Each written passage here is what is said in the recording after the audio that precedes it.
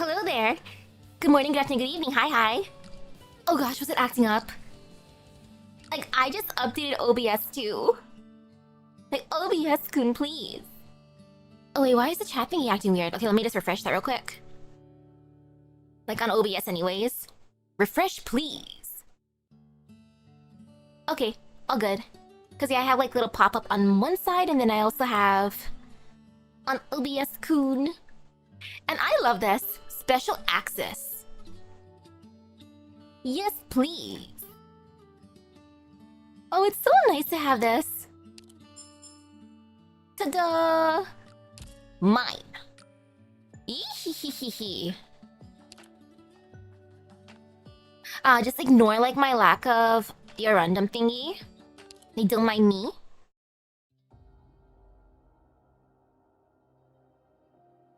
Oh gosh. Let's see how this crazy mission's going. All of our elite operators, they're all being targeted. But it's a good thing, like, we decided to change the plans up last minute, or else, oh no. I wonder how bad that would have ended up. Like, Ooh, special message from Azure Elaine. Oh, what's going on in that game? A new sending perspective. And oh my goodness, like right after I said, like my response to you, I ended up napping. Like, yo, work was tiring today. I don't know why people brought in hundreds of letters and then there were so many packages. I was like, oh no. Had to walk around so much. I was like, I'm suffering a bit. Like, oop. Also, wait, what the heck? Wait, why is my... Oh, for some reason... Okay, let me fix my phone real quick. I was like, why is my phone making weird sounds? Like, it's soft enough that I don't think my mic heard it, but... I could hear it. I'm like, wait a second. Oh. It automatically started playing something on YouTube for some reason. Like, dang.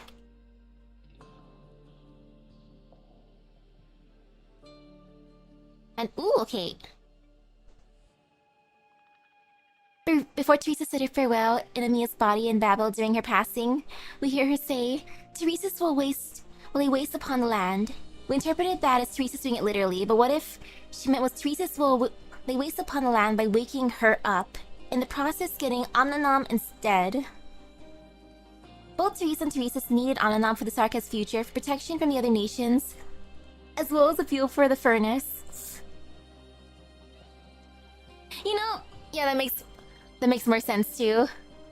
Yeah, he'll lay waste upon the land by waking her up. Like, oops. And okay, I'm gonna check that out real quick for gaming tab. I'm curious.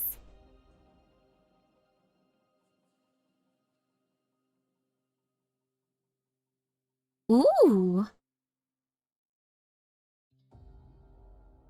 An encounter beneath the clear skies. Oh, cute.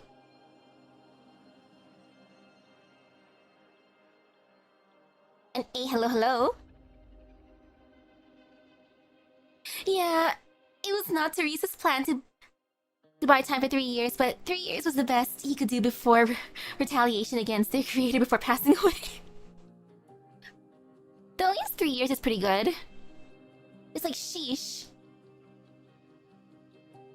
And hey, thank you for stopping by. And now let's see how Etched Bone Deep goes. Humanity guards itself against everything. Fire, storm, cold, anything it can predict. But there is no way for humanity to guard against itself. Oh, and against itself. Oh no, hello.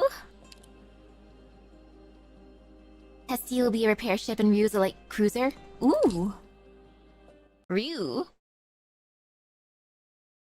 Oh, are we fighting first thing? Okay. I'm prepared. Okay, you know,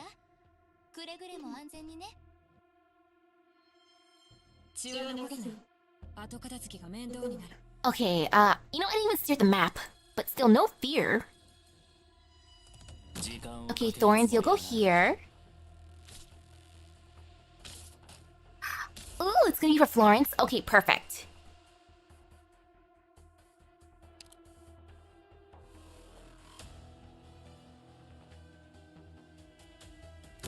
Oh man, though. Too many good banners. It kinda hurts. Especially since I've been losing these 50-50s the last couple of times. Like heck, I even had to skip on an Andorus because of the loss of 50-50s.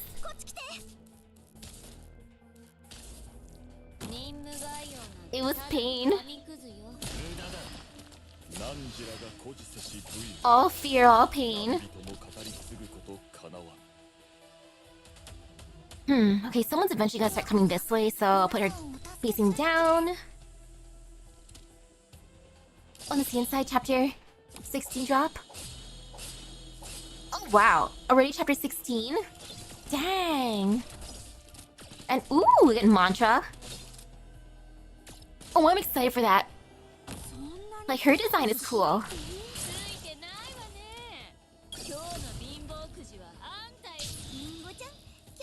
Oh, I just skipped because he only had motion for the electric team. Understandable. Man, I wanted BL so badly just because she's cute. I ended up dipping into my Doritos for her. Like, I wanted to save it first. I really did.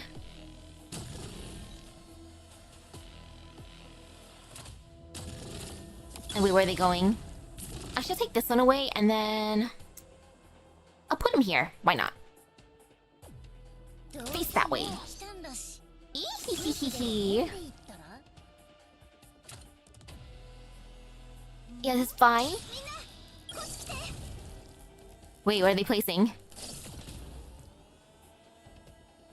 Oh, the hand was trying to get rid of Lappy. No. No, you don't. Like, excuse you, stinky hand.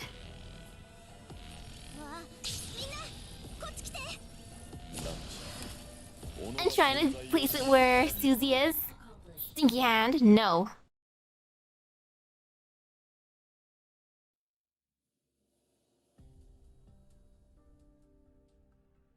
Doctor, Mantra and the others have already returned to the ship.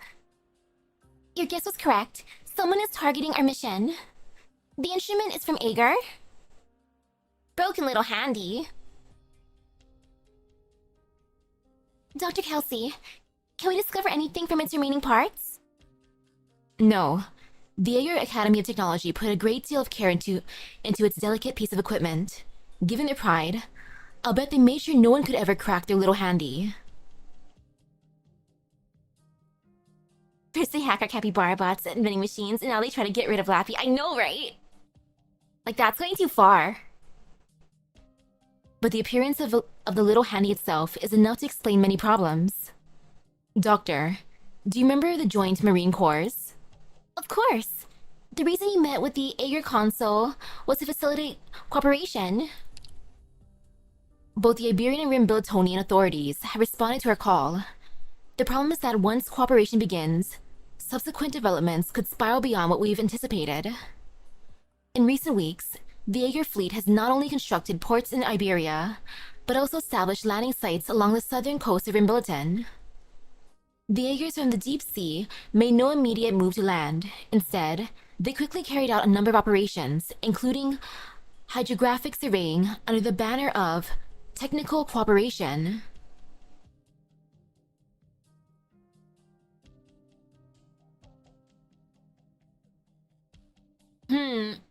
Probably not seaborne then, because they're too far away from sea.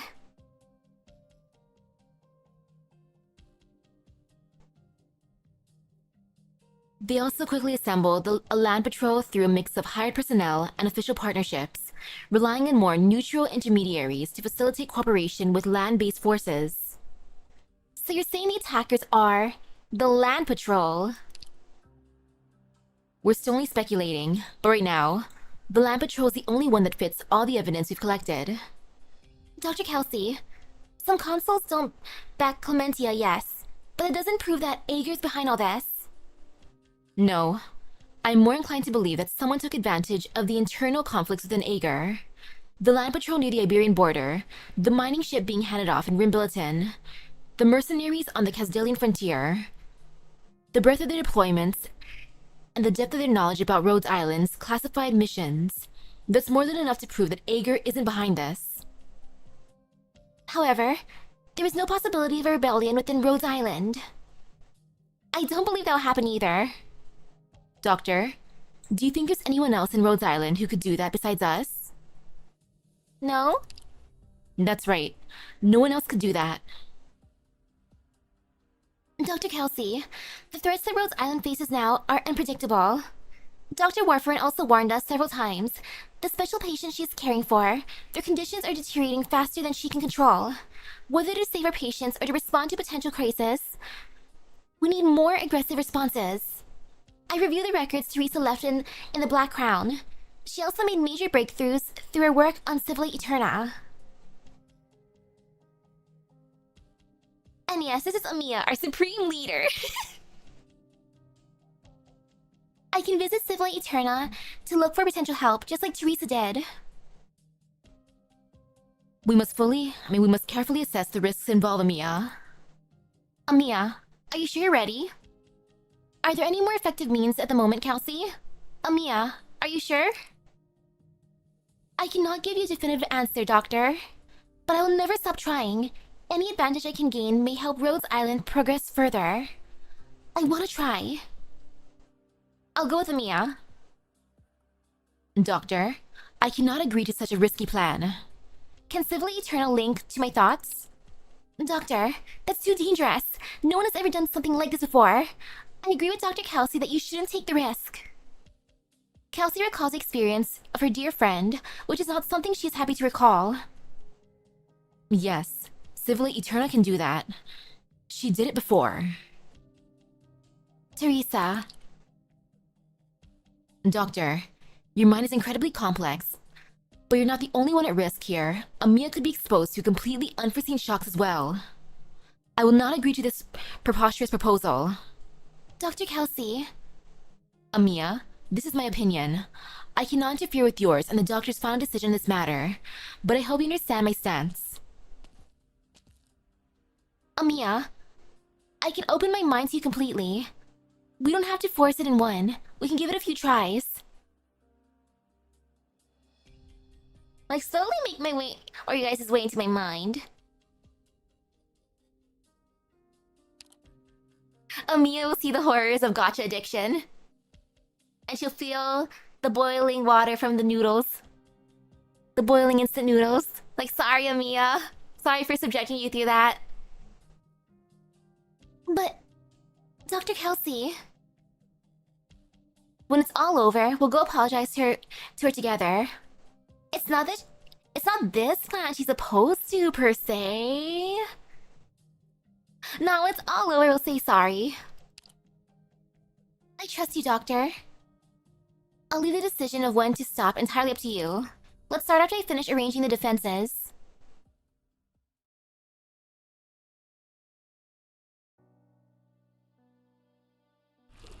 Muffled roar. Are you worried about me? I'm not mad at all.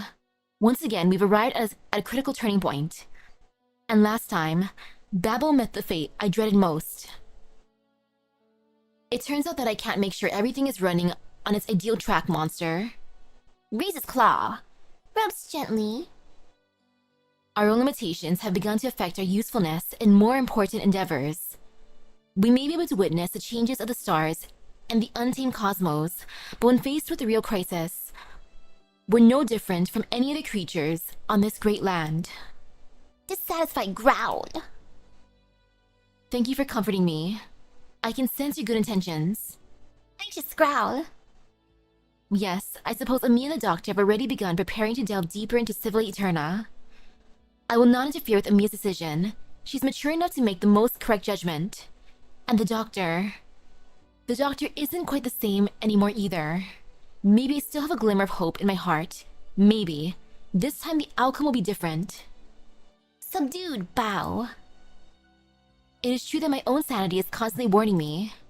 Touching the doctor's mind again with the help of Civilly Eterna is not a sound decision. But Emiya's right. We don't have much choice. Passionate cry! Monster, I will protect the doctor and Emiya. Aw, she's gonna watch from the sidelines. Thank you, Kelsey.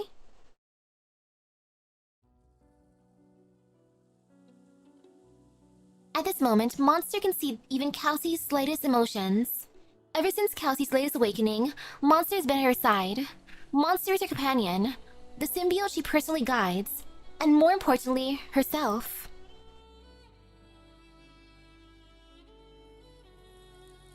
Pet pet. Affectionate murmur. You're wrong. I do not feel hopeless, Monster. I'm delighted the ancients overthrew the rule of the elders, but I'm also pleased that Lugos Largus set the starting point for a new civilization. And oh, just a moment, I see something that I wanna go after real quick. I see a little mouse. I'm gonna grab the humane trap real quick.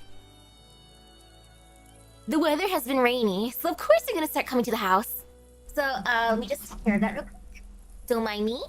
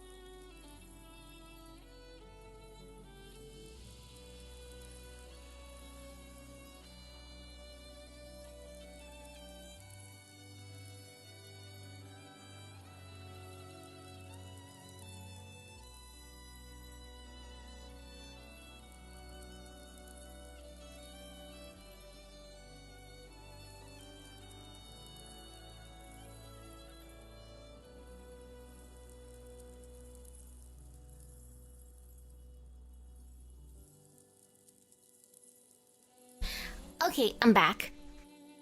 Yo, I feel pretty good though. I managed to chase the mouse into a room. I grabbed the humane trap that has crackers in it. Placed it in the room too, closed the door, and now I'm here. I'm rewarding myself with a glass of cold water. Like, good job, self. I will become the ultimate house cat. So let's see how this goes. I hope it goes for the trap. It has crackers in it. Please like crackers. If not, how dare you be spoiled? Later on tonight, I'll check on it. And then see if it went for it. If not, then boo! Let me take a sip of my water. Mmm, yummy.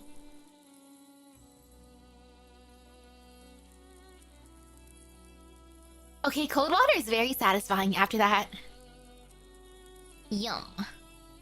And yeah, it looks like they're probably sharing in memories and emotions. Since Kelsey did say, you're also me.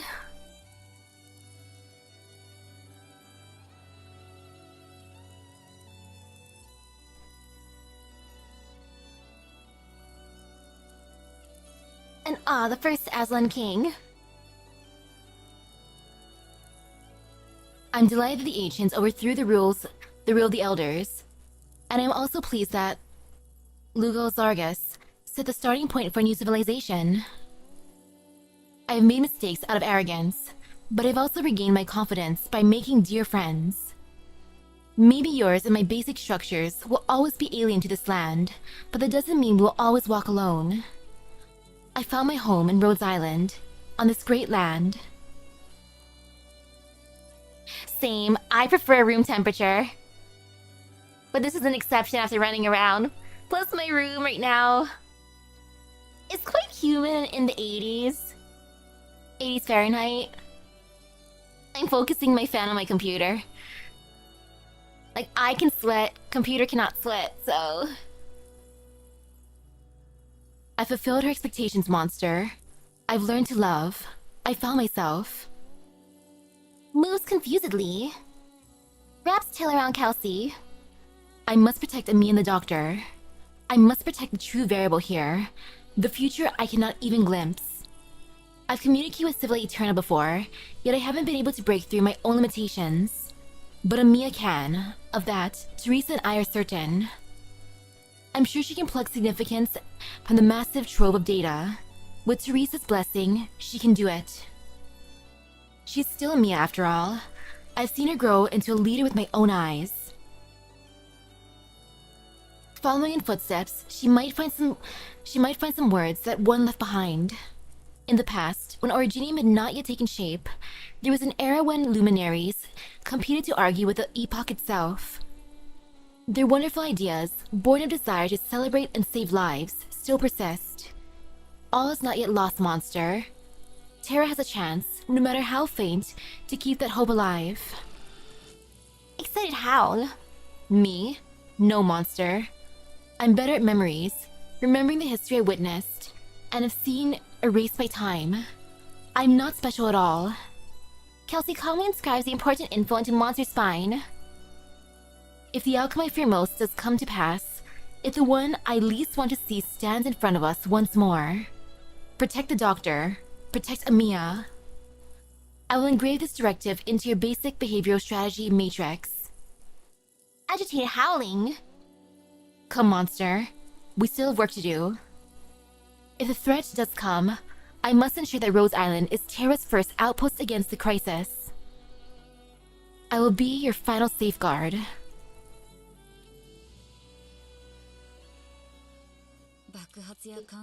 You know, it's better safe than sorry. Like, just in case. Kelsey's like, I've had the worst possible outcome happen before. Not again, son. Moment of truth. The only way of discovering the limits of the possible is to venture a little way past them into the impossible. Into the unknown.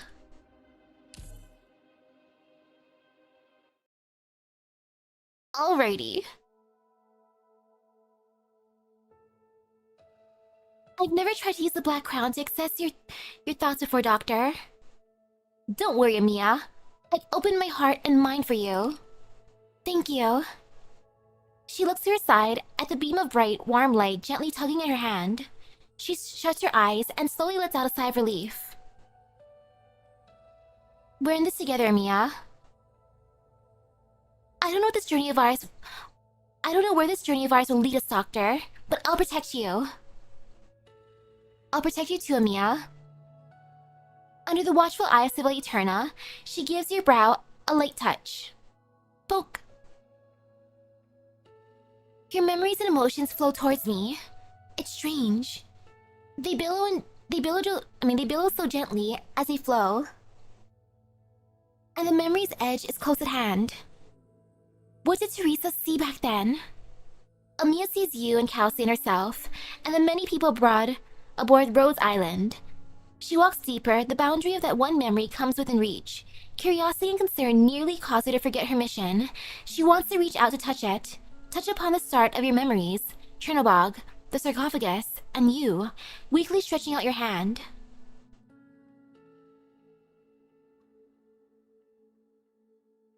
The beginning. Doctor, take my hand. It looks like there's other memories too? Why are they so blurred?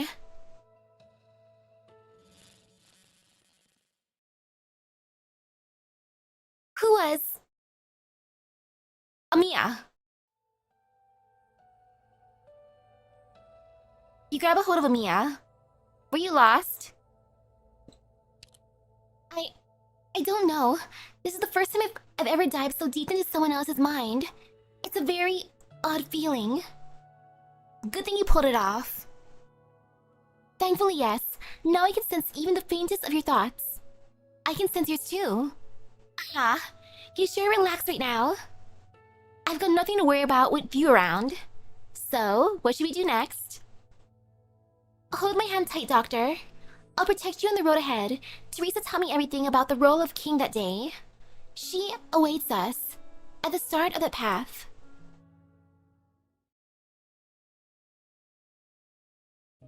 Dot dot dot. I get what you're saying, but I cannot provide you what you're asking for, as your request violates the underlying logic of DWDB-221E. But I do have a way to circumvent its limits, Kelsey. Deep dive. Oh? Me and the Limbus Company collab is adorable when meeting the sinners. Ooh. Unfortunately, not even Teresa was able to penetrate this deeply. The risk was far beyond what she could bear. You're not here for answers? Then why are you so insistent that I access this data that is useless to you?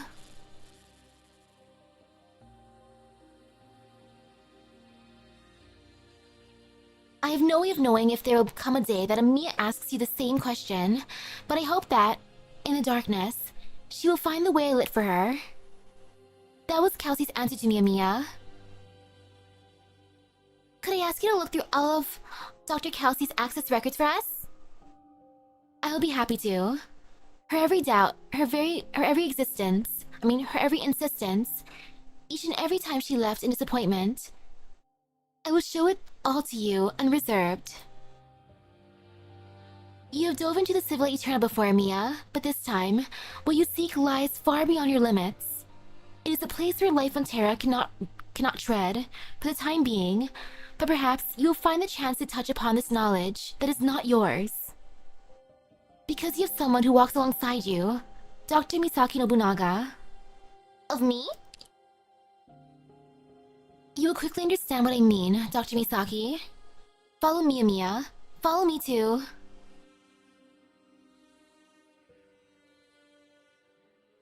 Civilization Singularity. A great hallway of pure white circles around a central point that defies comprehension. The Singularity. An unending stream of complex information flows from it, but the strands you manage to snatch hold of are still within your understanding. Amiya cannot see the way you entered, but after an interminably long time walking down the corridor, she finds herself back to where she started. Welcome to my mind palace.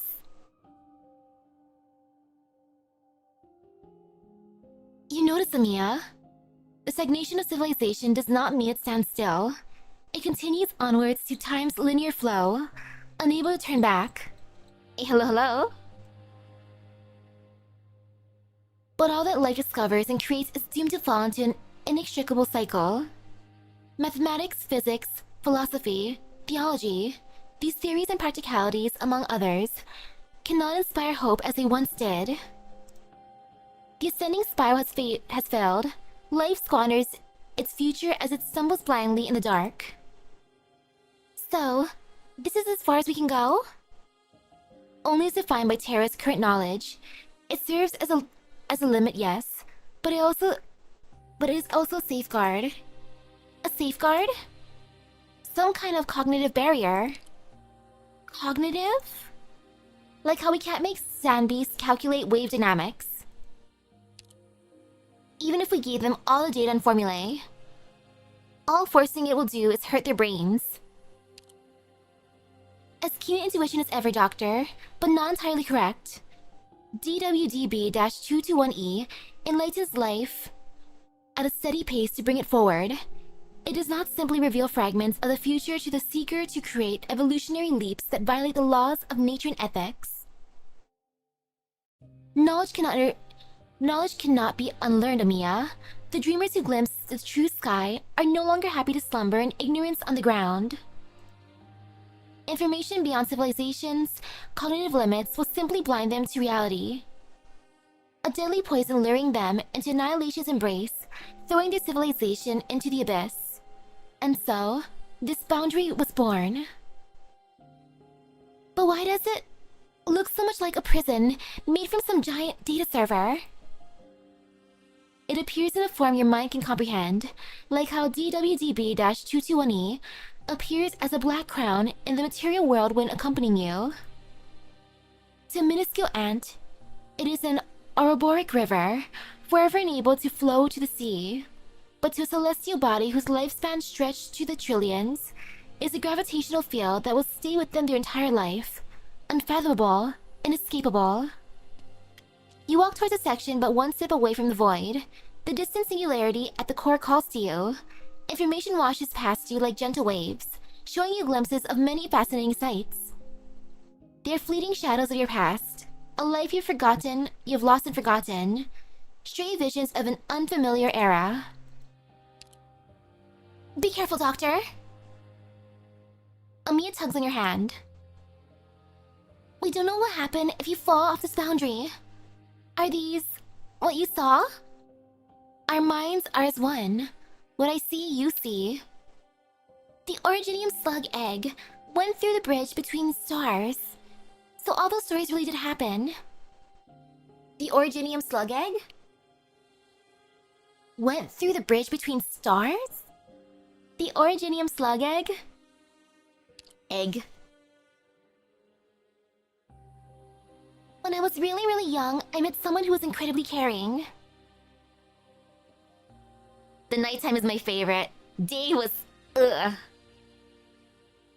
Work's always rough, but then I look at my gacha game banners and decide, and think to myself, I'm doing this for my future waifus and husbandos. Such great motivation in life. That care was matched with a great weakness, but also stubborn insistence in carrying me across the road laden with Originium shards. When I was dizzy with fever, yet too scared of nightmares to sleep, a patient voice regaled me with stories I've never heard before. In a dark and cramped cave, difficult to find ore samples were smashed without the slightest hesitation, and the shining stones were scattered across the walls and used to tell me the tales of the stars and the heavenly paradise above the clouds. Wow. That is some amazing story time for Amiya.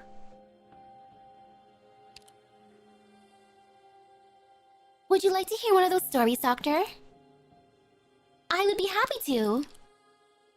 There was once someone who drove a mysterious vehicle shaped like an Originium slug egg on their lonesome, who went through the bridge between stars.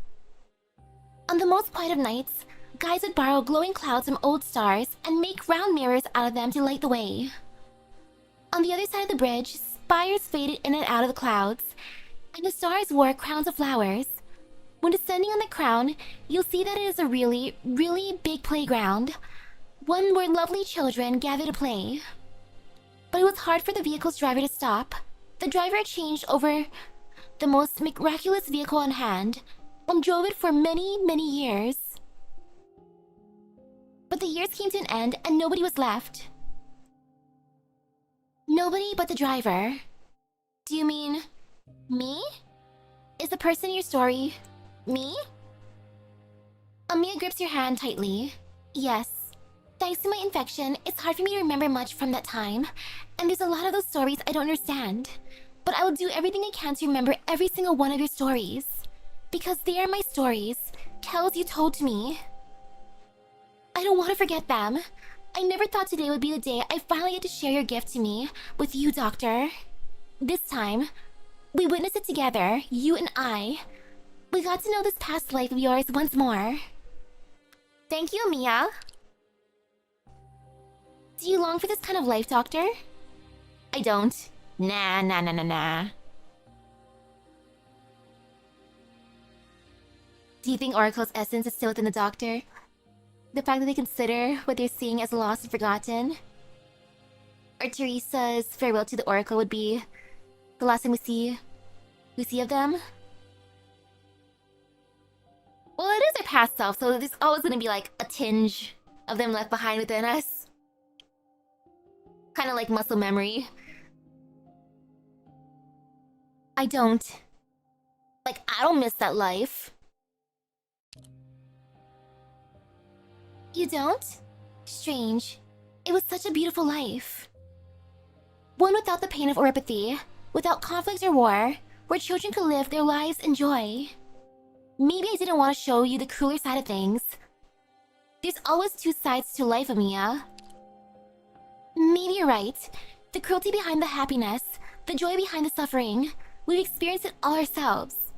I'll admit, I shared these wondrous stories with Teresa, and she was just as amazed as I was. She always hoped that everyone in Cadsdale, no, in all the lands would have the chance to experience such a life. She did her best to see it come true. We can't let things slide back, Doctor. There may come a day that Rhodes Island will be able to help, and we'll be able to see this beauty flourish across the land. So, what next? Deep dive. The intact data stored within DWDB-221E is decoded by the Singularity and exported in a moderated and suitable format as information. However, Amiya on her own will not be able to break through the limits of the baseline logic. Am I a special case then? I'm not certain, but the possibility is there. But how are we supposed to get close to the information once it's exported? Forgive me, Amiya, but I have no further information on this topic. I will search through the clues Kelsey left behind and sort anything that may be of use to you so that it is easier to find. Perhaps we could build a bridge? A bridge? A bridge to the Singularity. A bridge to knowledge. Hasn't Kelsey already pointed the way for us? Has anyone done something like that before? There is no precedent in the records. It's worth a try either way. Then you must be aware of the risks. The closer you get to the Singularity, the denser the information will become. You may possibly experience it gaining mass. Information with mass? It is possible here, yes. It is also possible that information not yet fully decoded will flood into your mind and destroy it. And a destroyed mind means death.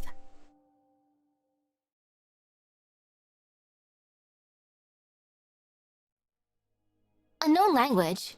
Don't mind me, traveler. I'm simply watching yet another bout of destruction is all. Hierda, that's your name, right? Did you just say my name? I don't know whatever language you're speaking in at all. Also, how do you know? As the courteous passes by the porthole, she sees a figure out in the darkness of space slowly approach the ship, then disappear from her sights.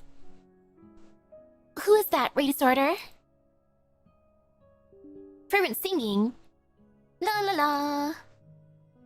Is something wrong? There's not many of us. who like her. Sorry, Traveler, I simply can't handle being in the same room as her. Wow, what a hater. If my friends saw this, they'd give me the cold shoulder because of it too. When the bewildered Kata snaps out of it, she finds herself the only person in the cabin. Upon foreseeing the arrival of unwelcome soul, everyone else had made themselves scarce. Then the Kata sees her. Mysterious elf. Well, she's cute.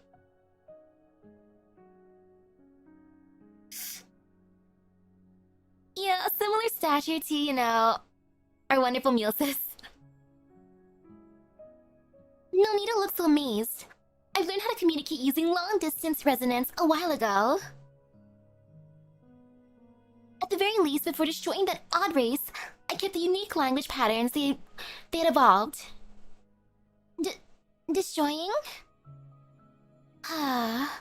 Do you detest destruction as well, our newly come guest? I'm not too sure what happened, to be honest. It's nothing too complicated. My people wants 8 stars to live. Others may hate us for it, but it's simply our survival instinct at work. But now, that past only exists in horror stories passed around the metaphorical campfire. My people are on the brink of extinction. I fear it may be the last of my kind, in fact. We destroy to live, but when true destruction finally bears down upon us, we're powerless in the face of it. From that point onwards, I have become nothing more than a beggar. With the aid of some geniuses, I have changed the method I use to obtain the energy I need to live. It sounds like you've been trying to blend in with other life forms too. So when you were out in space looking at that dead planet, were you reminiscing about the destruction you experienced? Reminiscing? Nothing of the sort. Everyone here has accepted the ruination, chasing us with serenity and hope in their hearts.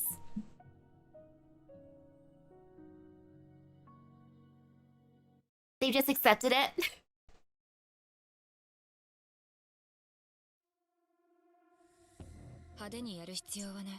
Oh, look at the adorable clappy blappies.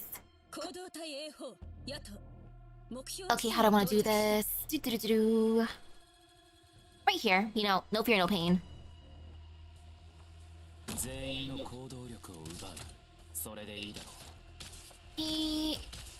Right here. Oh no, what's that thing? Actually, no fear. That thing is fine. I just need to activate it before the hand does.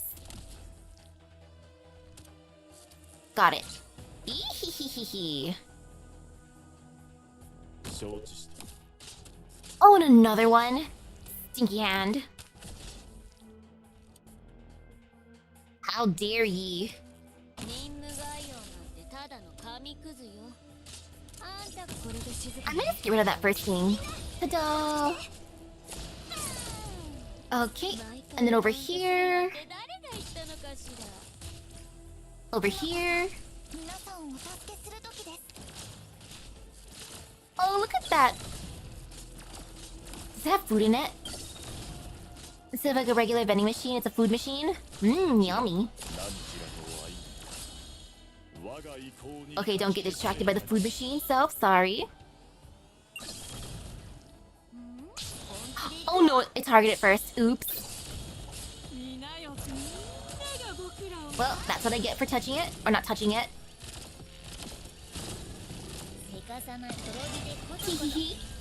Mine.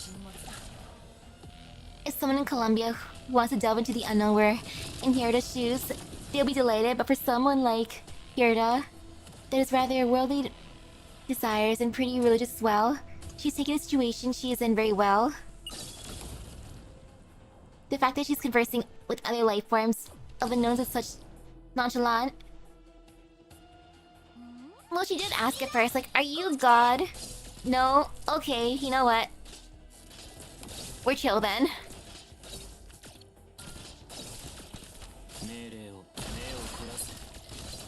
Oh gosh, there's a drone.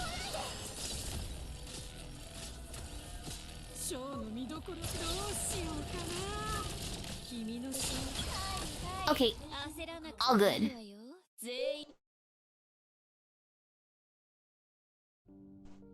Ta-da! The goddesses never thought of that oncoming doom, especially one pressing down on their neck, could be something to be accepted calmly. I could never be so indifferent if I had to live through everyone and everything I love being destroyed. I don't understand how you... It's not indifference, but instead a belief in the absolute equality of the universe. It's a shame you arrived just a little bit late.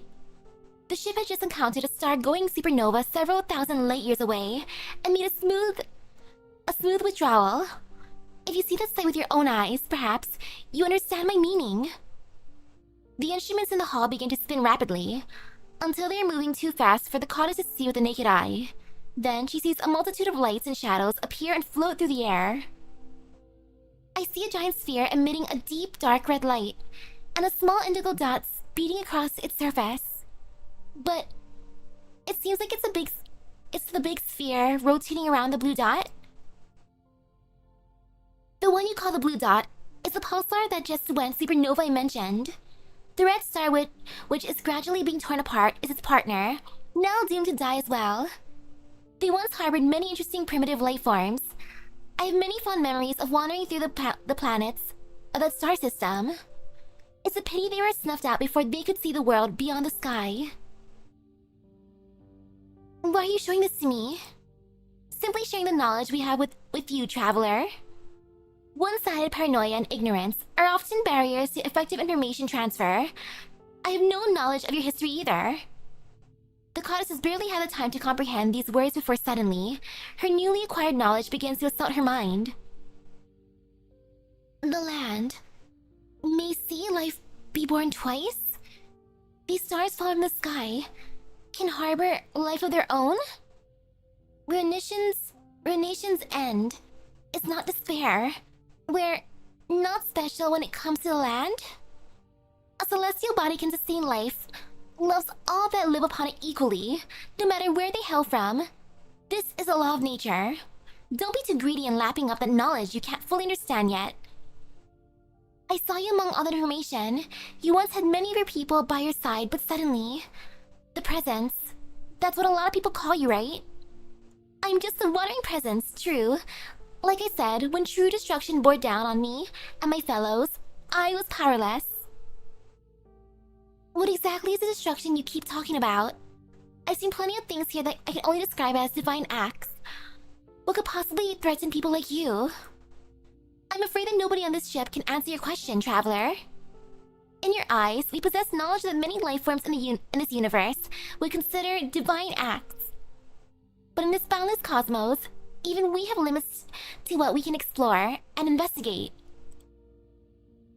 Are you disappointed? So there's definitely no eternal kingdom, a paradise where everyone can experience endless joy and happiness? Would you like such a place to exist? The goddess hesitates for a moment before nodding. Nothing lives forever. Looking back through the history I know, I've come across legendary civilizations that have conquered countless star systems, spreading across the cosmos for millions of years. But as far as the universe cares, what they left behind was, in the end, utterly insignificant. We once blindly chased after non-existent principles and ideals. In the midst of the golden age beyond recollection, we believed our existences to have a sure purpose. But in the end... Any life form born with intelligence insists on declaring itself the center of its world, but whether or not it is right in the universe's eyes, from start to finish, we are nothing.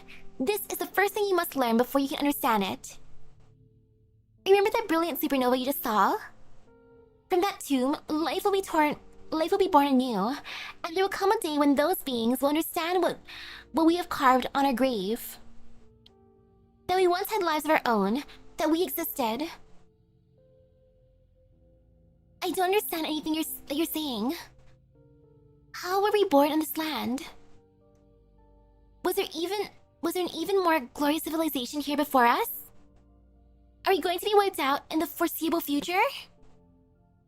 But what I really want to know is, all this pain and suffering that originium brings with it, can it be eliminated? I beg you, show me the way to the answers I seek. I can't answer any of your questions. Your first three have been asked in a myriad of languages in a myriad of ways across the universe. Only you can answer them yourself. As for your final question, I'm terribly sorry, but I've never heard of this originium, and I can't find anything related to it in our databases. However, I do know someone rather interesting, who also happens to be the master of the ship. Perhaps she'll be able to solve your riddle. The master of the ship? She's a linguist of wide renown. Her name is... Priestess.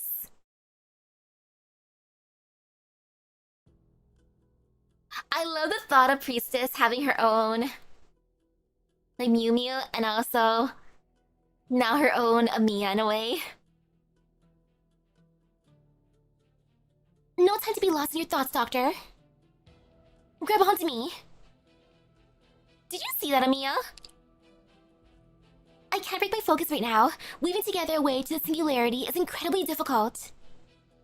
Even if Teresa were here to help. Did you see something, Doctor? Maybe. You see a familiar figure. Go, Doctor. Go solve your conundrums. Keep focusing, Amiya. Stick to the plan. Keep building that bridge. I will. I'm doing everything I can right now to stabilize the connection points, Doctor. Teresa has marked all the records Dr. Kelsey searched through earlier. I'm trying to link them all together. But I still need an anchor point, one that can guide me back. I will keep watch here and serve as your anchor. Press onwards, Amiya.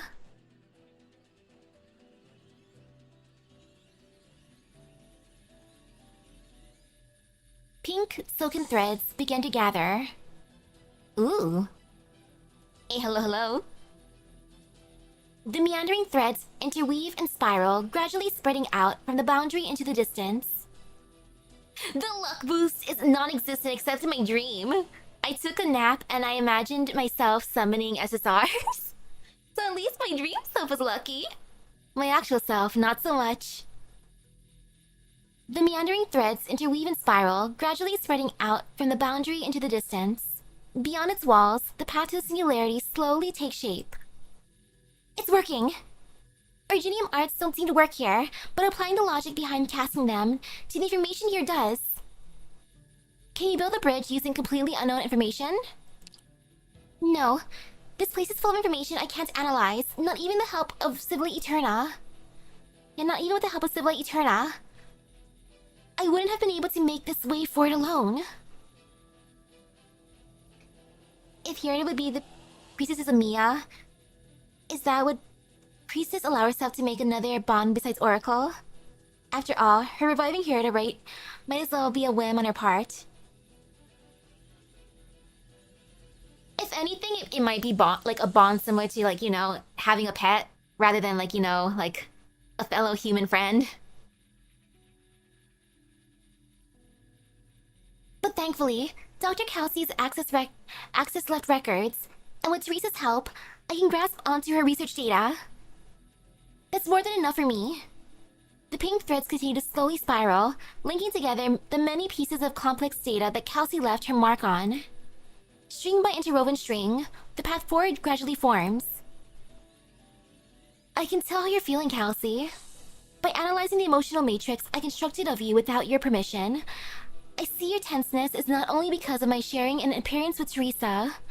You have something even heavier in your mind. I would try to adjust. I don't want my personal emotional changes to interfere with the objectivity of those who come after me when they query these records. If you're still changing, Kelsey, are you afraid? It's not the most efficient way to build a bridge, but it should hold. I'm gonna try to get closer to the singularity. I'll go with you. Yes, I'm afraid. I'm afraid me and the doctor won't be able to find the information I leave behind, and I'm afraid that if the situation worsens to the point that they are forced to take such extreme measures, the trail I cleared for them would no longer be of use. or that I might mistakenly lead them, these seekers of knowledge, towards a threat I dare not speak of. No, Doctor. I won't let you. Not before I check its condition myself. Amiya... Sorry. I know I'm being stubborn about it, but this is my decision. Ooh, the bridge. The bridge formed from countless strands of entwined information stretches out into the distance to touch upon the singularity. Without the slightest hesitation, Amiya steps onto it, her first step outside the walls of the boundary. A surge. This feeling... It's like the information has formed some sort of great wave. But why? This is only the beginning, I'm afraid. The closer you get to the singularity, the denser the information will become. It really is like Teresa said, the information here has mass. We'll most likely find greater resistance the deeper we go. Come back for now, Mia. We need to come up with a better plan. Come back for now. I can't maintain the stability of the bridge this week. Going this steep has taken a greater toll than expected. I need to keep going forward, as long as I follow Dr. Kelsey's beacons. The silver mountains the Tikas had entered flit by her. The black shadow cast by the Fernwood, plunging into the ice field, vanished momentarily. She sees more scenes fly past her, as if she were fighting the current of the river of time. More and more incomprehensible, indescribable sights assail her mind. She does her best to block out the unending, chaotic stream of information. Concentrate, Amiya. Concentrate. Just keep focusing on Dr. Kelsey's beacons. Press onwards. I just need to touch a singularity. Like, don't get distracted by the interesting sights. Silence. Amiya cannot even hear her own breathing. What is this place? The giant sphere is disintegrating? Looking at the shattered sphere makes her feel dizzy, but it is the bizarrely shaped ship floating in the air that causes an even greater bout of lightheadedness. What is going on? Why am I seeing? As she's trapped in her spell of dizziness, a rotating boulder slowly but inexorably hurtles towards her. Its black shadow quickly fills Amiya's vision. She subconsciously tries to defend herself, but it is immediately followed by the feeling of free fall. Did she fail? Was it a surge of information? Amiya! Doctor? I'm here. Amiya senses a hand supporting her, keeping her thoughts steady by bracing her. Try to block out the interfering information. I've got you.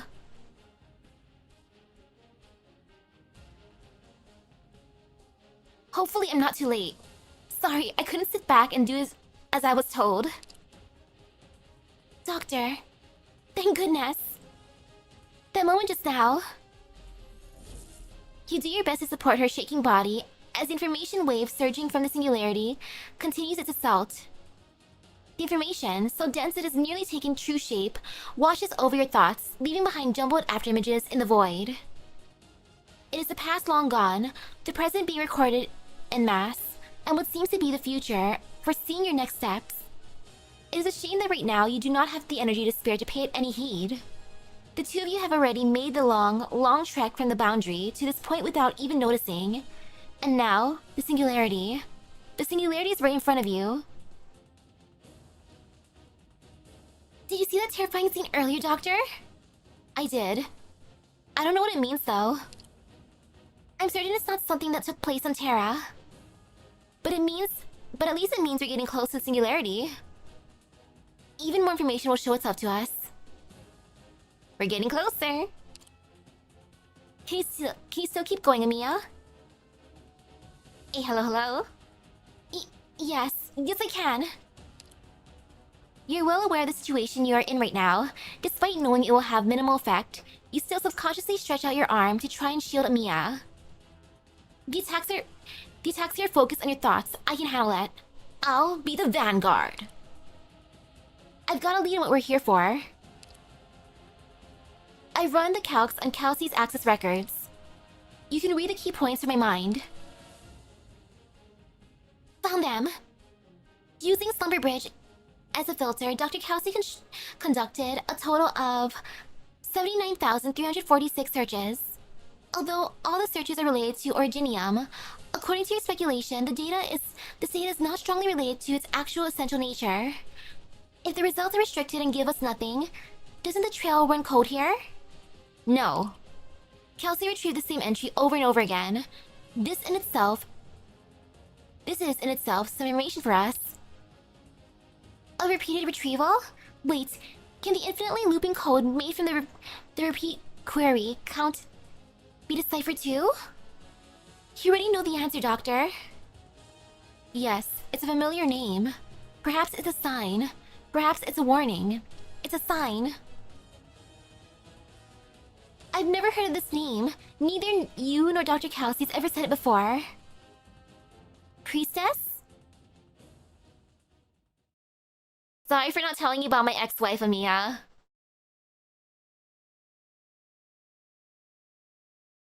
Doctor, are you seeing what I'm seeing? I'm afraid so. Me and my ex. Priestess. You've never seen the scene before, much less seen. Unknown language. You're here, Misaki Nobunaga. Is that me? It took some time to refine your design for PRTS.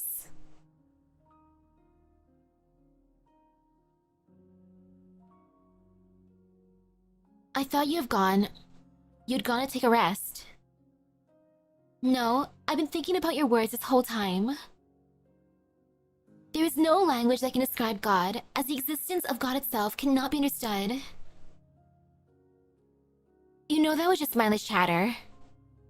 Suppose I take it as an axiom. With it as my starting point, would creating a language that can describe God merely have the means to understand it? Does the prospect not excite you? Perhaps, in the pursuit of the answer to this question, we've been going down the wrong path, trying to understand the nature of the universe with its own laws.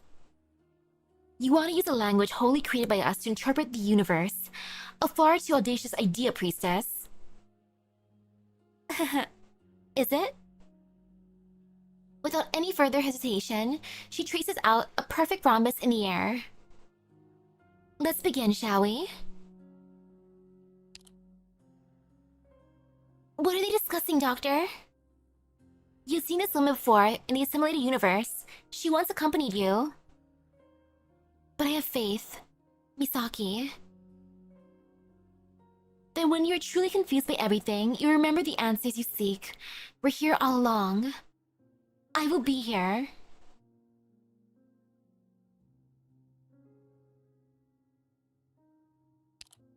I'm afraid they're discussing Originium.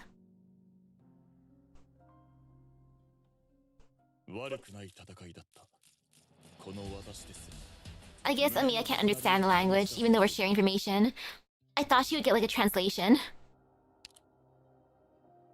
Broken echoes. If this treachery is a decision of conscious participation, what has caused you to fall into the abyss? What elusive hope has led you on the path of your own destruction? So ominous sounding.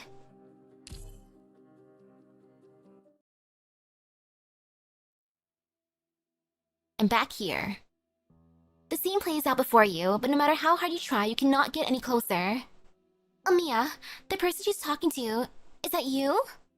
I can't say for sure, but it looks like me based on the outfit. I don't believe I'll be able to create a language that will allow us to derive the ultimate answer. Not by myself, at least. I stand on the shoulders of giants, after all.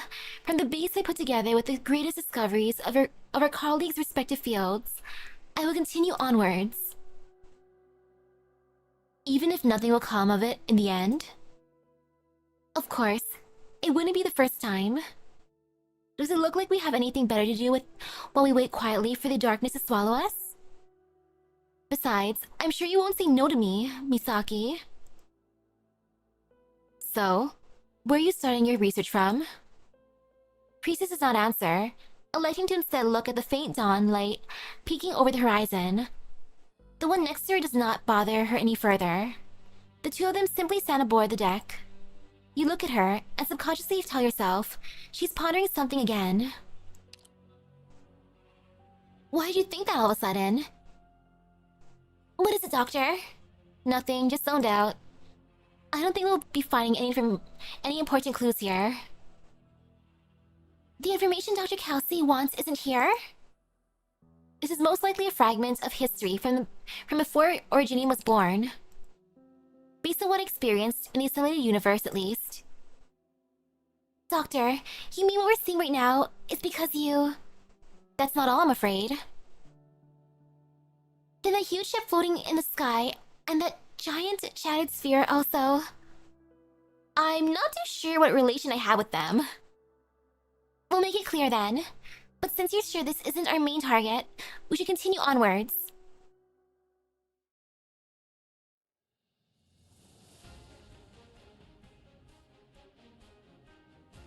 Priestess just has, like, amazing confidence. She's like, Doctor, you and I have the red string of fate attached to us. So no matter what, you're still gonna return to me. The singularity is right in front of us, but the bridge I built is reaching its limit. The information density here is too high. Pressing onwards is like drowning in a deep river. How are we going to find the information we need in all this chaos? Allow me. Your thoughts come infinitely close to singularity, all while the near physical deluge of information presses down on the two of you. While you yourself seem able to adapt to the pressure, you sense a great strain on Amiya. You don't have much time.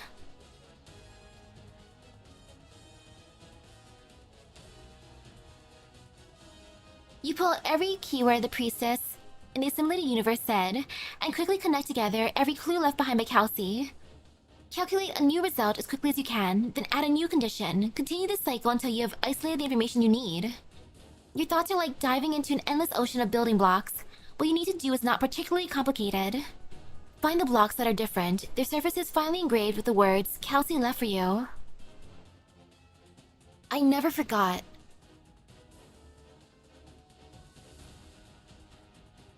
I think we did it, Amiya.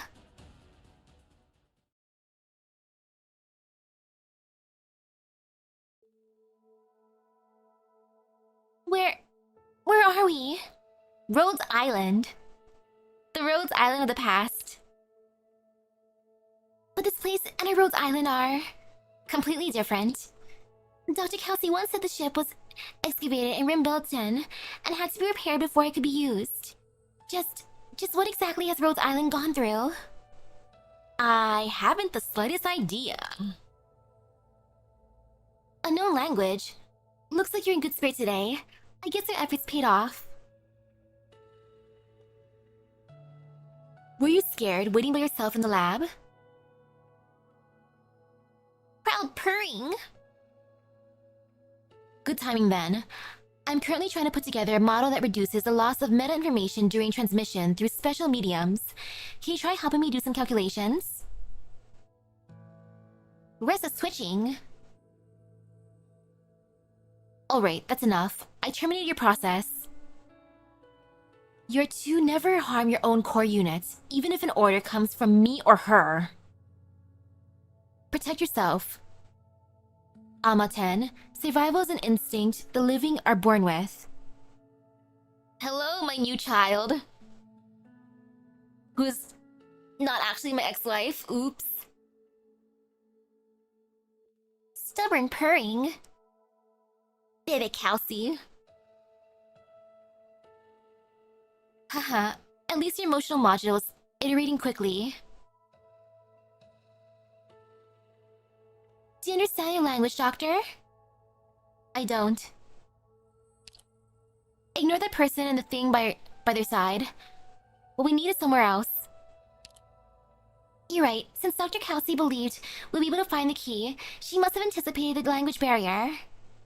Look at the glass next to the person, Doctor. It's got writing written all over it. Formulas? It's a shame the development of Originium isn't going very smoothly. We're venturing into an uncharted territory here. It's hard for others to keep up with us. While I have been engrossed in debate with her more often than not lately, our experimental progress has slowed.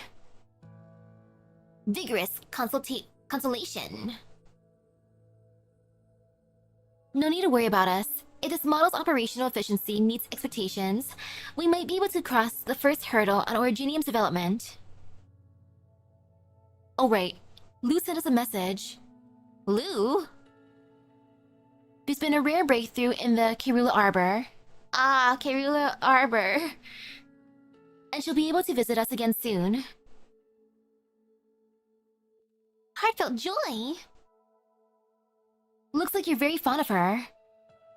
Mia, we need to note down those formulas. I'm trying. What's happening? Is the bridge's stability under attack? What's happening? Teresa warned me about this. It's simply Turner's baseline logic trying to eliminate loopholes. Because we're trying to transcribe information from outside the boundary. Doctor, I don't understand what the characters in these formulas mean. Forget about understanding them. We just need to record them down. I'm memorizing them as best as I can too. We just need to record them. The information of the boundary begins to reorganize, the loopholes being repaired, and the scene you are witnessing begins to rapidly fade away. I've foreseen it, Amaten. This model she and I developed together will succeed.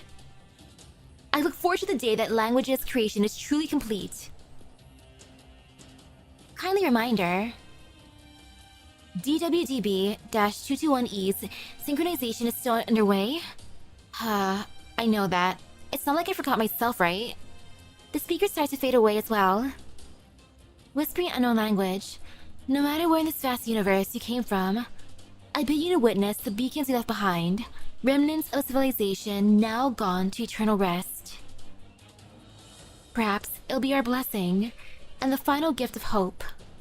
You begin to feel like that person is looking right at you? I'm just murmuring. We will see it come to be, Amaten. I believe it so.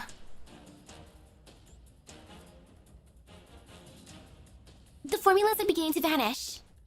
Retreat, but we still have the bridge. But I haven't. You still have time, and you still have me. We can reconstruct them together. You still have me.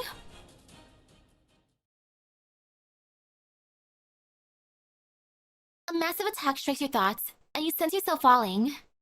The last act of consciousness you remember is keeping Amiya as far as possible from the singularity, and that familiar figure. Thank you for bringing Amiya back here. Now, leave. It is at this moment that the mental link between you and Amiya breaks. Your mind is so exhausted you do not remember anything that happened afterwards. The two of you leave Civilite Eterna.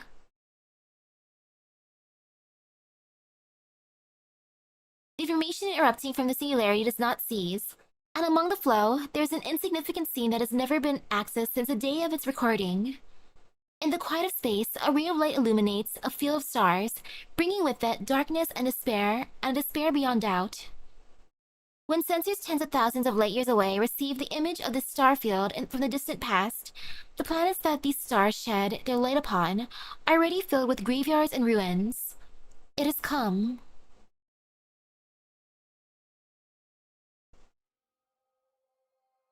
La la. Did the presence tell you to use these words to defend her? No, she never asked me to do such a thing when she left. Then keep your wits around her. Don't let her confuse you. Because if you let down your guard thanks to her charm, she might put you in danger. That's how people hunt. It's their instinct. As for the person you're looking for, Priestess, the master of the ship, she's doing some important research right now. I'm afraid her consciousness is shuttling back and forth between various research locations in the starfield. It'll be very hard for you to have a moment with her if she's not willing. Kierda, are you so desperate to find her because you want to thank the person who rescued you? Not exactly. I understand that I'm in some fantastical place called the universe, and it's not the afterlife either. I even have a wild guess that my home of Terra might be somewhere out there in this universe. But the more I know, the more questions I have. I want to ask her, why am I not dead? Where exactly is my home, Terra? The goddess looks out through the porthole at the stars in frustration. Perhaps it is because her bishop and the rest of her fellow churchgoers are still praying for her back in her land, but she has no way to respond. She curls up against the wall, allowing the light of the stars to quickly sweep across her face. It turns out you can see time passing by with your own eyes. She's met many people aboard the ship, no matter if they were the respected, hooded genius tucked away in the lab, or the wanderer of the universe who had survived ruination. Their optimism and kindness have dispelled her initial fear, but she knows that she will never truly be one of the crew of this miraculous ship. I miss Terra already. Aw, she's homesick. Understandable. Okay, where are we going this time? Oh, there first. Interesting. Oh wait, what is it doing to my cost? Boy. Excuse you, trying to grab onto my cost? That is so incredibly rude. Oh, it's a good thing I could destroy it, because that would have been bad. Wait a second, oops. Nope. Nope, nope, nope, nope, nope.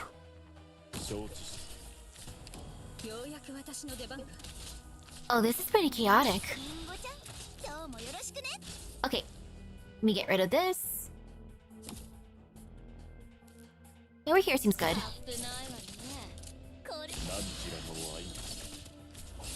Oh no, it's one of those again. Again, can you just like not grab onto my cost? Bonk. Like that is mine, not good, sir.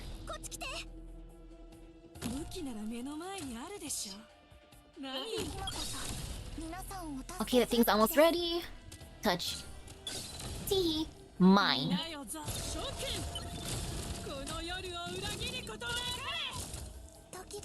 Okay, no fear, no pain.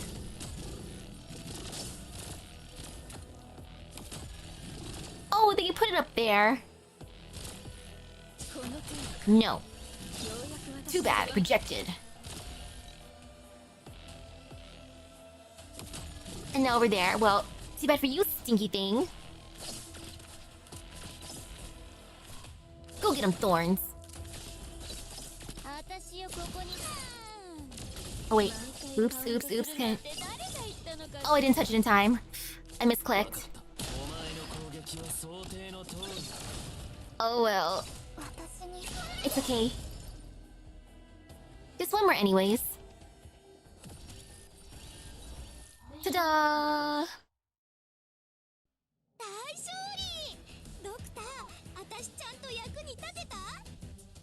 Oh, those guys are gonna start being annoying. I don't like the thought of my cost being limited. Ew. Like, how freaking dare you? Decompression syndrome. I wake to sleep again and delay my awakening. I can touch fate on what I cannot fear. I can learn through the journey I must set out on. Ooh, regarding the upcoming events after the Laterano event, it'll be Phantom event, meaning we'll be covering Phantom's IS. Ooh! And it should take place during the year 1096 to 97 when we were doing vacation works. Ah! Wonderful! Our community service. Oh! And that one's shorter than the others?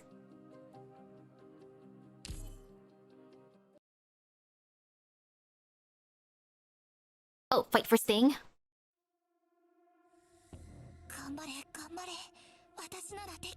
Okay, no fear. Thorns, please. Rampaging maintenance helper. In a way, they're all rampaging, so doesn't feel much different than the others. Oh, it's all left up to interpretation. Oh, that's gonna be interesting. I'm just imagining like a bunch of open endings.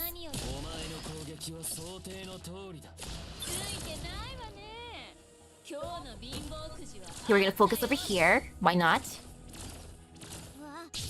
Before it brings out more of those guys that can hold on to my gauge.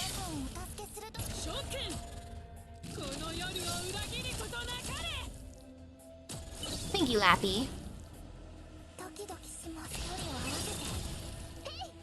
Lappy and Susie are so satisfying. And actually, you know, Silver Ash. Community service for you too. Ta-da!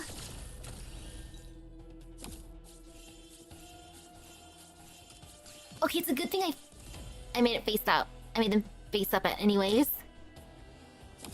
Ooh, you got Susie off banner, nice.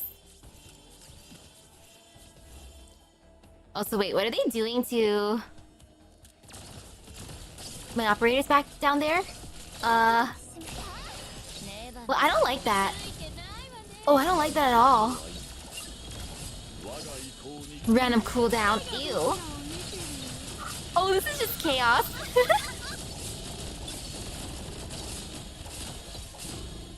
Thank you, Lappy. Sheesh. Now you got both siblings, Suzuki and Susie. What about Pepe? The other one? Administrator permission found. Preparing reboot process from hibernation. 3, 2, 1. PRTS reboot diagnosis complete. Warning. Unauthorized third-party plugin found. Restore default settings. Administrator key cognition signal verified. Restoring. Vital signs detection module activated. Automatically loading repair module. Repairing. Progress. Beep, beep, beep.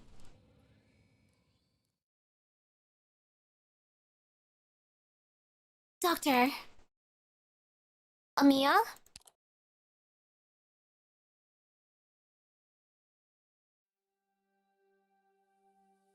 Doctor, I'm so relieved. You're finally awake. Awake? How long have I been out? The evacuation hasn't been smooth. Our neural link was abruptly severed. It's hard to maintain stability due to the information impact at the boundaries. How are you feeling, Amiya? What is my current condition, Amiya? How are you, Amiya? I just woke up myself. Don't worry about me. I'm doing much better thanks to Teresa's protection. Good thing you never let go of my hand, or I would be even more worried.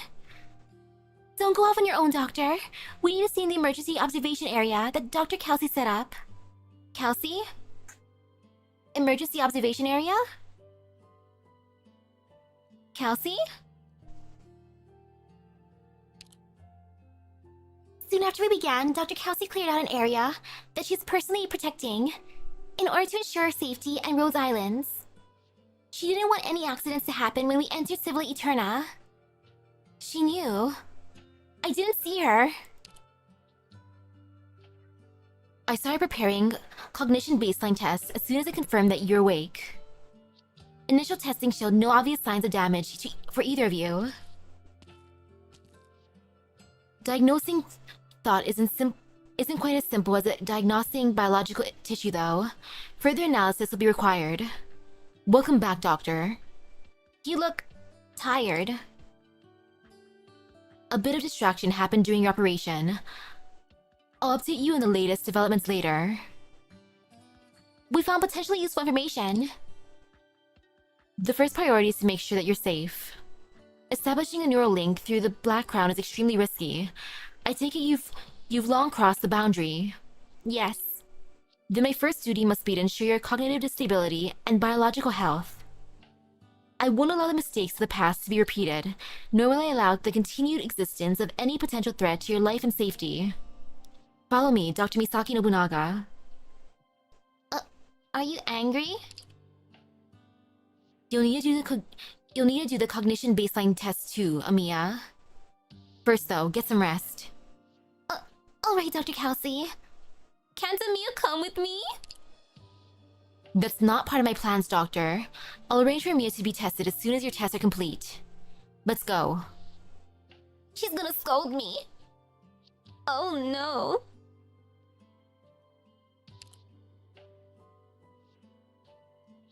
Ooh. You think that like pulling information out of Hierda into the physical form to Arginium, if that could open up the possibility of Lord of Fiends and Mia coming to a reality?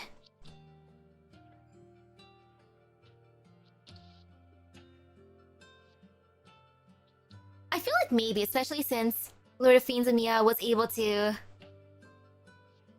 connect to that other special someone.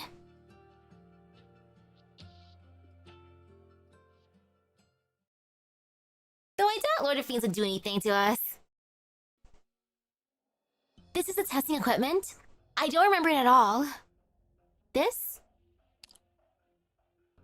A prototype that the medical department developed. Teresa and I designed it together. But the limitations of our understanding of cognition and perception have prevented it from being put into service as a way to measure cognitive stability. Under current circumstances, however, it's the most effective method available. Go inside the isolation pod, Doctor. Relax. I tried it myself, and it won't cause any significant physical distress. Okay, if you're sure, Kelsey, I'll be in here. Anything else I need to know? No. Just follow my instructions. I'll need to calibrate the machine first. Relax and do as I say, but do not hesitate.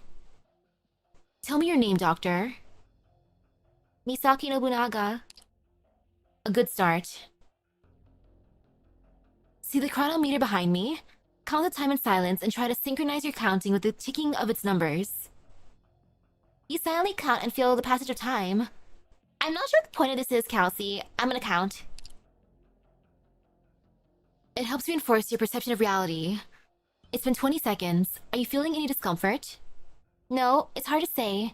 Is the machine showing something abnormal? No. Let's continue the calibration. Are you able to continue to perceive Amiya in your consciousness? No? Good. We're getting used to the flow. Continuing the calibration, do you agree with Rhodes Island's ideals? Yes. Good. We're almost done with the calibration. Continue. You saw her at the cognitive boundary. Yes. As I expected, you're calmer than I thought you'd be, though. Final question. Do you have any doubts about the one who is like you? Yes. A reasonable emotion, but I cannot resolve your doubts in any way or capacity. You will find the answer sooner or later. Maybe you've already formed your subjective opinion. It's not my place to interfere with it, but I trust you will not act contrary to Rhodes Island's interests.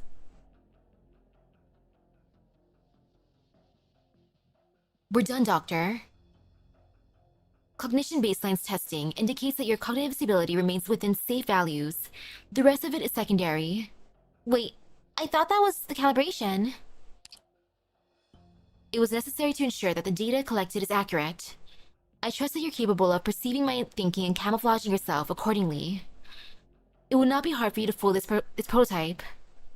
Of course! Is this part of the test too, Kelsey? The remaining checks will be complete soon, Dr. Misaki. I have time to answer a few questions. You understand, of course, that there are certain questions that I am not in a position to answer. What are the origins of Rhodes Island? How are we able to project our movements ahead of time? What are the origins of Rhodes Island? If you're referring to the ship, it's even older than the history known to me. In a sense, it is the carrier of hope, hence the comprehensive protective systems capable of supporting our every operation on Terra. It is thanks to the initial design that it has survived the most brutal challenges with its core structure intact. We have yet to discover its full potential. However, I remain cautious about trying to unlock this potential in its entirety. You seem nervous, Kelsey. The current uncertainty is not the only reason why you're nervous. I can't describe this strange intuition. I've never sensed such complex emotions from you. I'm not the one getting tested.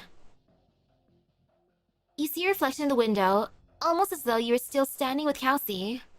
You look at your own reflected image, but cannot help recalling the figure at the boundary who treated the construct with such kindness. Your gaze turns towards Kelsey. Daughter. Why are you looking at me like this, Dr. Misaki? Did you also put your utter trust in me? I still do. You've proven yourself. Whatever you see at the boundary, Dr. Misaki, belongs to a past that is dead and gone. It is enough that you and Rhodes Island are walking on the proper path. You and I, we both have the right to a subjective definition of this relationship that exists between us. You don't need to be concerned about how I view you. Not before, not now, not ever. I respect your understanding of our cooperation. This is cute though. Look at her just staring at her.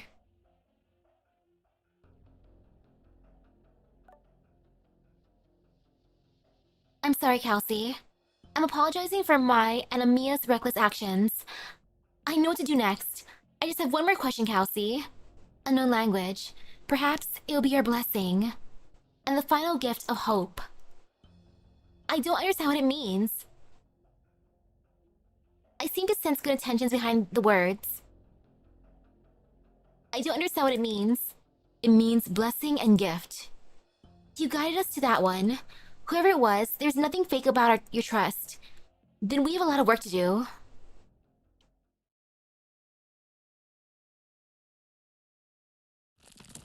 A regular shaped originium crystal emerges from the space. A short curved line appears on the corner of the crystal. Line expands into the surface, then into a perfectly smooth sphere. It is an eye that observes this dimension. All it does is record all that it sees. The organ that makes decisions has not fully escaped the originium. Until now. Originium entity perceives silently.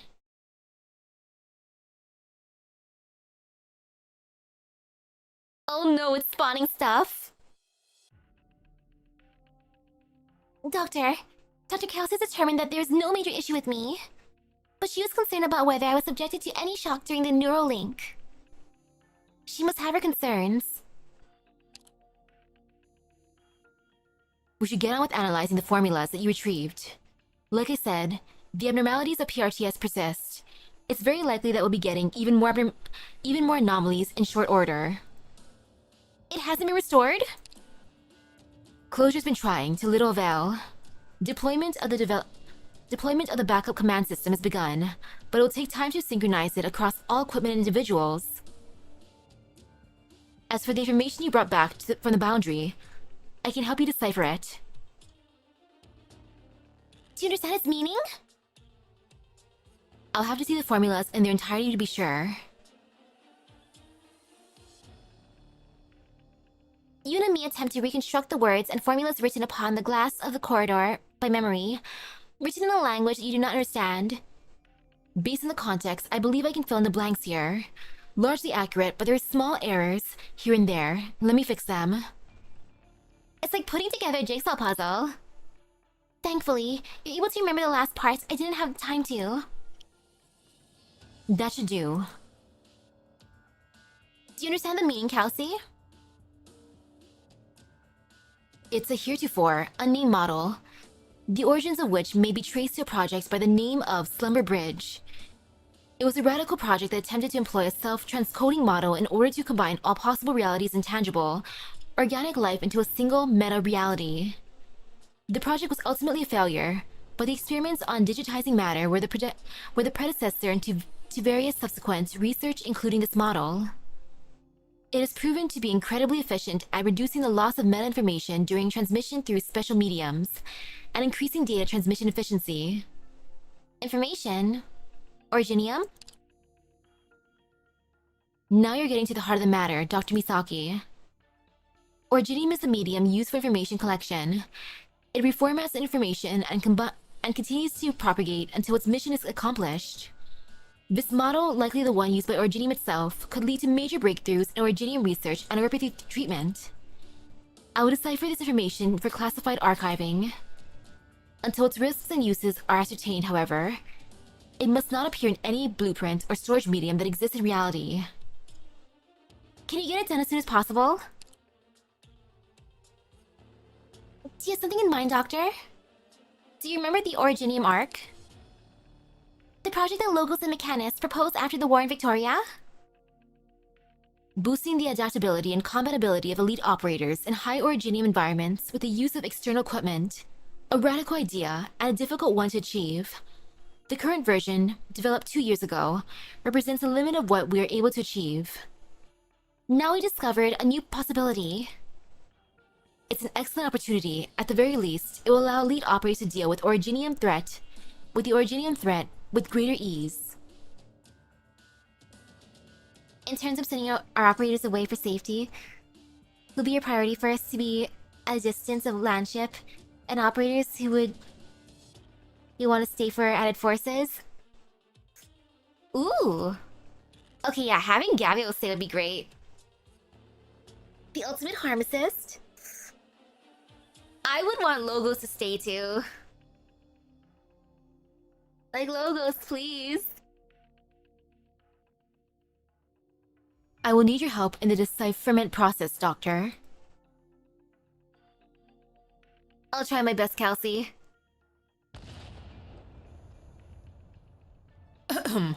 Thanks to the barrier. A lifesaver. Are you sure that Originium circuit has been properly set? I've checked it 3 times. It shouldn't fail. No sentimental deviation. The circuit conforms to the simulations.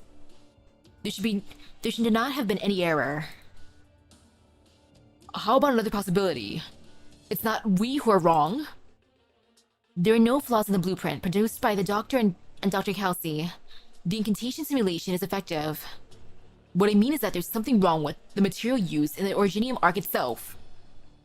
I seem to remember that Closure kept some good stuff in the warehouse. Bad idea. We've made enough of a mess in the engineering department as it is.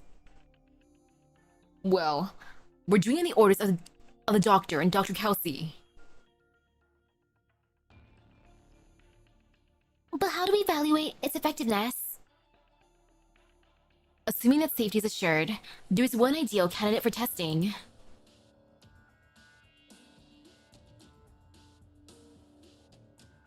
Doesn't feel like there's been any real change in strength. How about you go harder, kitten? It's not entirely up to me. Radian? According to the statute of experiment, I can only increase the synchronization between the Originium arc and Rosmontis and steps. It's not just to protect you, Blaze, it's to protect Rosmontis as well. Of course, I know. I just wanted to test its limits as soon as possible because Dr. Kelsey said that this was urgent. How about you, kitten? I can control it. No problem. I'll keep the risks in check. Radian. Be ready to override the Originium circuit at any moment and disconnect Rosmontis' control. Nothing keeps me on edge like working with you. Oh, speaking of Radian, she's the most surprised for you? She's a free welfare 6-star operator in IA6 Yan. Wait. Interesting.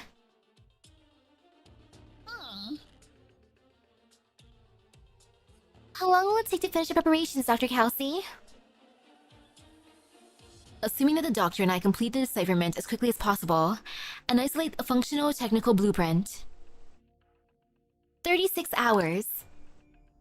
It's cutting things too tight. There are numerous key points in this technology that are virtually impossible for us to achieve. The surest way to fail is to not try. With the Black Crown, I should be able to help. We must explore any avenue to gain an advantage for Rhodes Island. Perhaps it will make an impact in the not-so-distant future.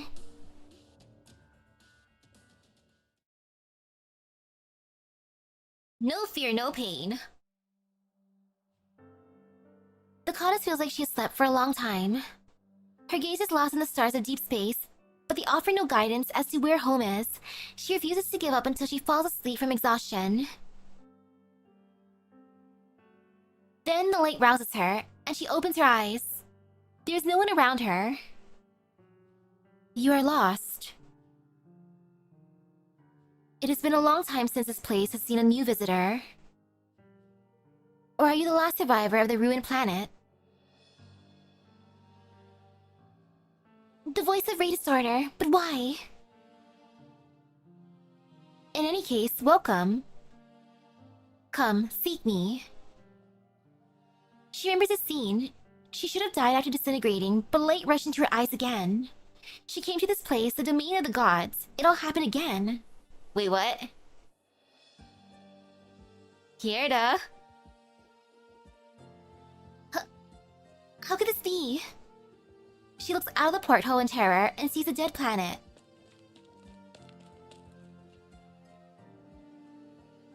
Roaming through the ship, she encounters that being by the name of Ray Distorter once again, and the presence that gazes upon death, alone in deep space. Hey, hello, hello? Every trace that she was ever here has disappeared. No. Am I still dreaming? This is not a dream. But it's not reality either. You were looking for me, weren't you? The goddess sees a hand reach towards her and take hers. Like the hand that held hers when she disintegrated. She saw God.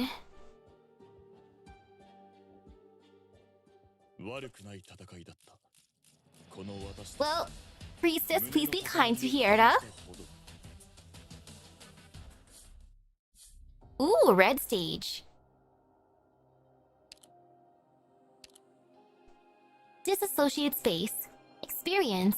Theory. Phenomena. You know, I'm gonna look at the map this time. Okay. No fear.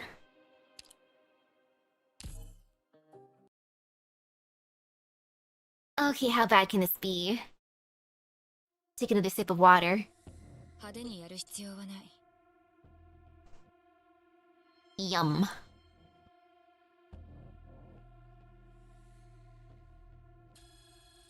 Okay, over here.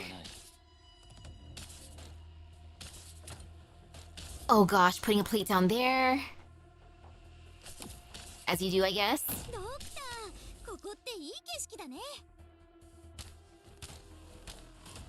18, 19, 20.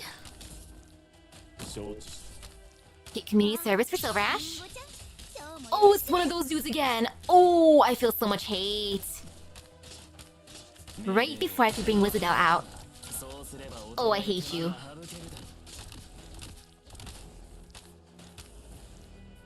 Especially since I can't put down over here. Well, I'm just gonna buy my time for a tiny bit. It's fine.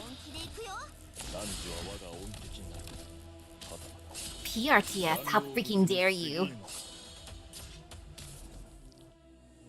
Stinky, stinky PRTS.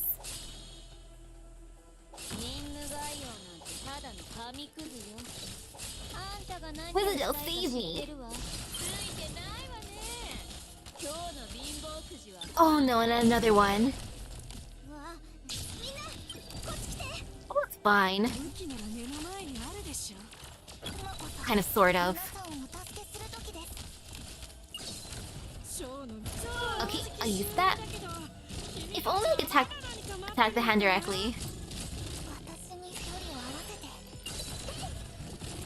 Okay, I'm prepared. I will come at again.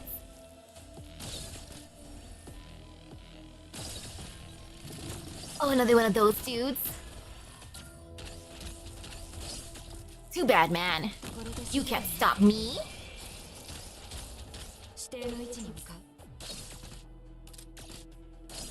Okay, all is well. Trying to grab onto my cost.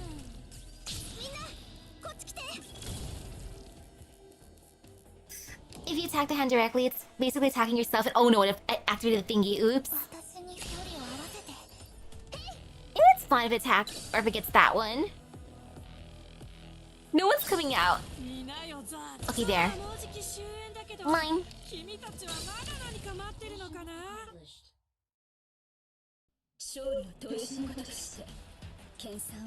Ta-da!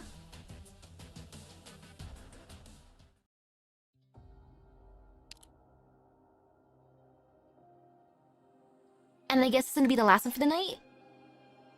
Potentially? 1511? Also, what an interesting new thing to get. Or coagulative nodule. Now to wake up from a long dream. Hey, hello, hello? Because it was like 21 parts in total, right? Wake up from a long dream. Henceforth, all will be with me. Henceforth, all will be me. And no one will be me. I will be you, and you will not know it. Your dream shall be my awakening.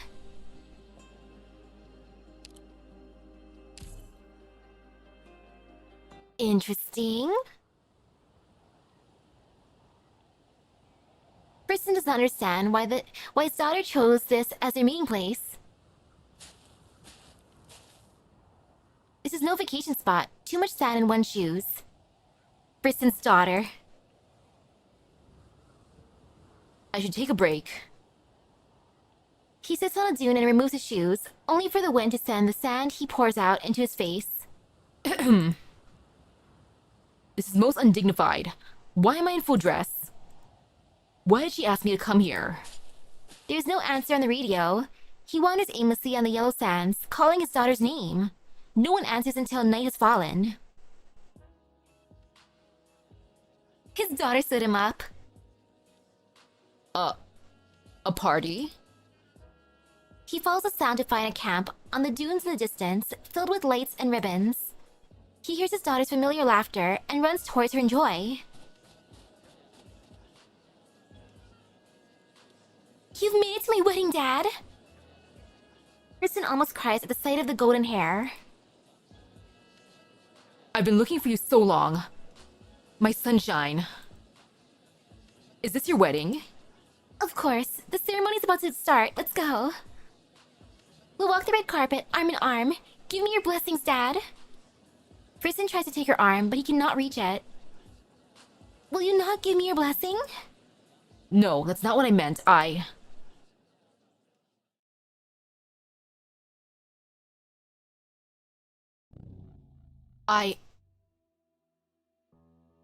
Will you not give me your blessing? Sunshine?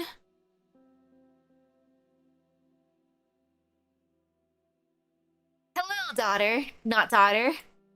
Hey, Kristen. You do not want us to see the truth of the stars? You're not my sunshine. Have I left home? I remember this bunker. The preservation room. You will not answer any more of my questions? Kristen. You're Kristen. I've heard of you. No, I've seen you. No. How did I know you? I've never known you. Who the devil turned off the light? Damn it. Why have you imprisoned me here? Closure. Is this another one of your damn jokes?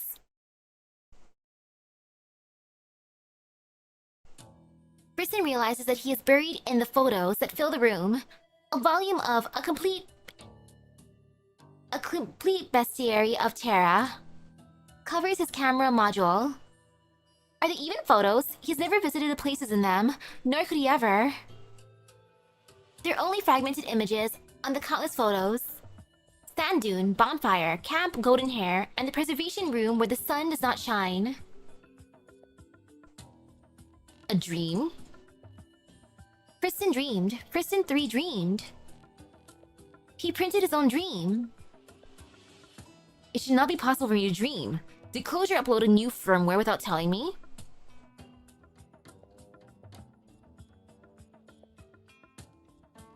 I don't have time to argue with you right now, Mr. Friston.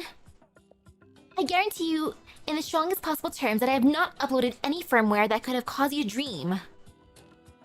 The PRTS anomalies are getting out of control. It will take time to deploy the backup command system. All the work that has to be assigned manually. I wish I had 6 or 7 pairs of eyes. We've completely lost contact with some areas, and we have no idea what's going on. Relax, Closure. I'm not trying to argue with you, I just want to make sure that all possibilities for my unusual malfunctions are accounted for. We've eliminated firmware bugs and hardware malfunctions as possibilities. Then... What is it? Answer me, Closure. This is important. What is the energy source that powers my core? Huh? Originium, of course. Are the majority of your retrofitted operation platforms Originium-powered?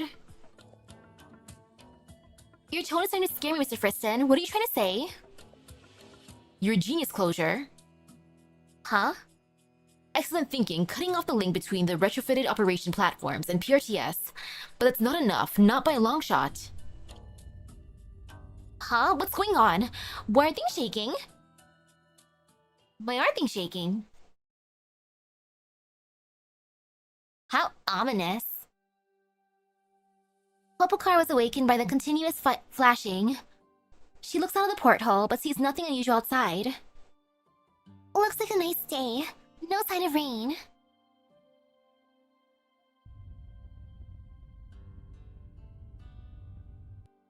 Oh? Maybe I'd be able to finish it? Huh.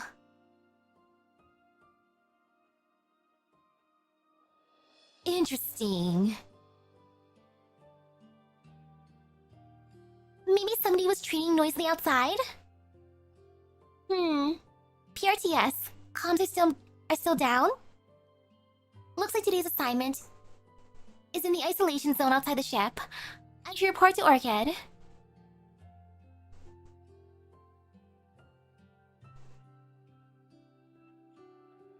Morning.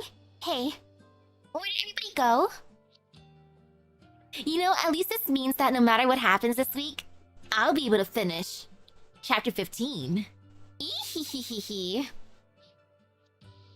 It's so quiet. Where's Orchid? I can't reach her.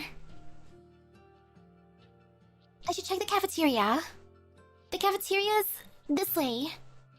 Popcar's sleepy eyes are only half open, but she could find her way from the deck to the cafeteria, even if they were completely shut. That is how well she knows Rose Island. Whoa. Whoa! Ouch! That hurts. She's tripped by a toolbox in the engineering department left in the corridor. I thought engineering was done with working in this area. So careless. She kneels down to rub her knee, which doesn't hurt so much anymore, then puts the scattered tools and boxes away to the sides of the corridor. That light again. What? Popcar stands up and looks to the porthole next to her.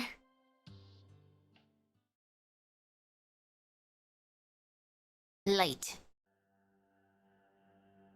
Oh. Oh my. The mysterious elf and Hierda. She sees many strange people. Who are they? New visitors? The other side of the porthole is supposed to be a deck. Are these people lost? She walks briskly through the corridor, but begins to slow down as she becomes increasingly confused. Why do I see them on every porthole? This is actually a pretty good, cliffhanger if anything. And also could be a fun thumbnail.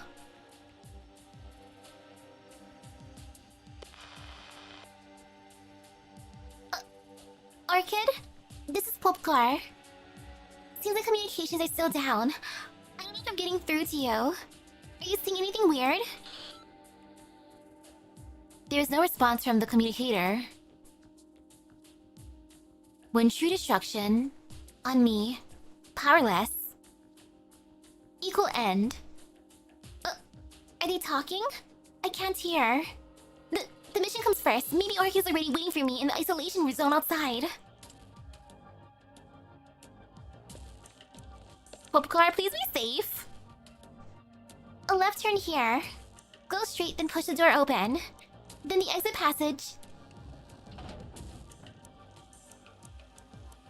Let me get to the ground first. Huh? I think I'm here.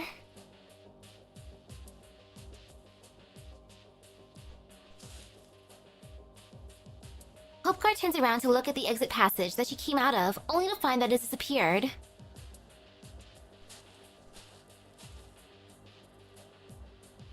Popcar, we're looking for you. Everyone else is here. Is something wrong?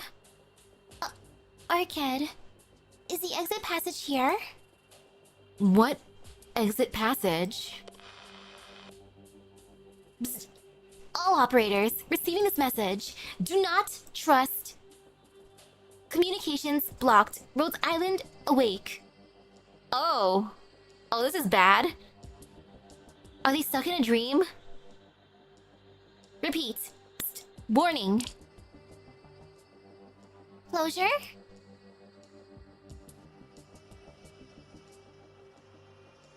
Oh, this is a nightmare. Advances hesitantly. Pained beepy. Hostile posture. I'm sorry, little fella, but I can't let you hurt anyone else. Spins angrily. Why'd you attack us? I'm not sure what's going on, but something must be wrong with the ship. Rather than a dream maybe being cast into an illusion. You've been missing for a while, and this is what became of you when you came back. Besides, the structure of the ship seems to be changing. I could hardly find my way.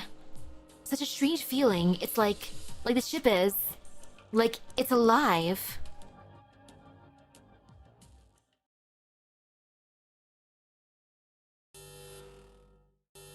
Warning, warning.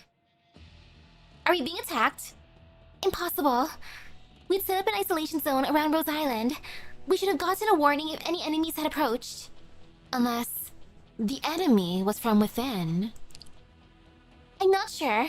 We're in the command center, but we're not getting information about what's going on anywhere on the ship. No response from Dr. Kelsey or any of the elite operators to our messages either. I'll go find them. Let's get everyone together. Then we can think about how to deal with this. Okay, I'll protect you. Okay, this is perfect for spooky season. Approaches silently. What is...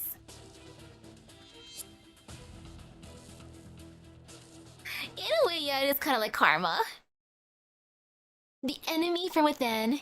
History repeats itself. Oop.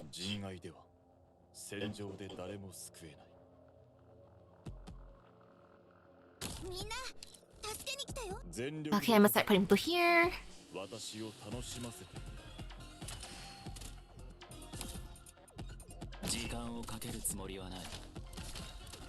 Okay, over here.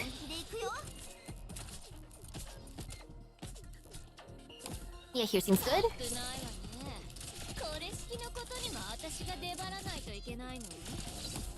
No fear.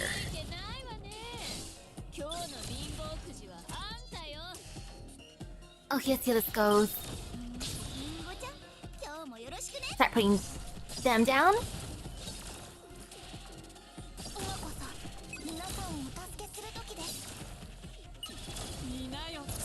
Alrighty.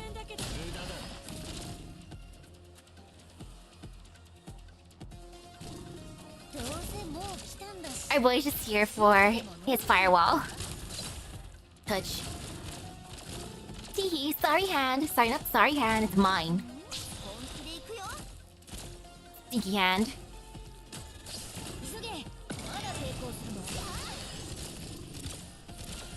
Ooh, or maybe I should have faced him somewhere differently. Oh well, too late. It's okay.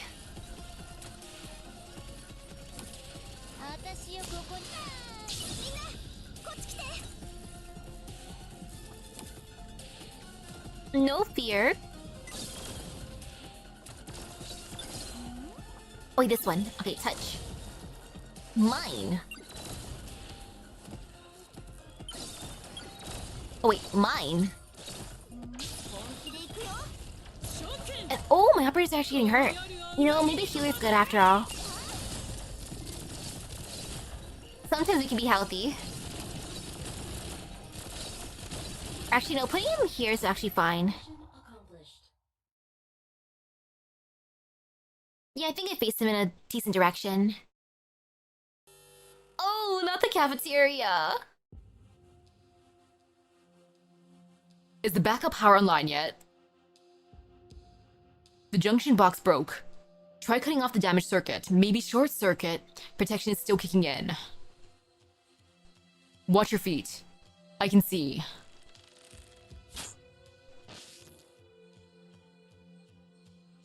We're in luck. The Orgenium crystals all appeared in an instant. Still nowhere from anyone else. Comms are still jammed. Even the emergency frequencies are out. I have even worse news. For some reason, Rhodes Island is currently headed northwest at maximum speed. At this rate, it's only a matter of time before we collide with a mobile mining platform. We must eliminate all possible dangers along the course, protect the ship from the outside, and prevent collateral damage. Let's get out of here and check our vehicle inventory in the bad guy's cabin. Space around you has been transformed. Existing maps are no longer reliable. Stay close to me. Comes to a sudden stop. Is something wrong? They're coming again. Hardly had he finished when an arrow whooshed through the air. Missed. There's no answer. Storm Eye. Sharp turns around to see that the door to the restaurant has turned into a metal wall crawling with originium. Oh no! But it's not Stormeye standing behind him. Oh, they were separated. Approaches soundlessly. Is that it?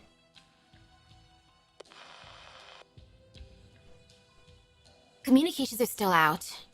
I wonder how the others are doing. Pith gazes at the communicator silently with a furrowed brow. The footsteps disappear into the distance. But the fallen Originium entities rise again, moving in perfect unison, striding over the damaged communicator on the ground. Psst. All operators, receiving this message. Do not trust. Communications blocked. Psst. Rhodes Island, awake.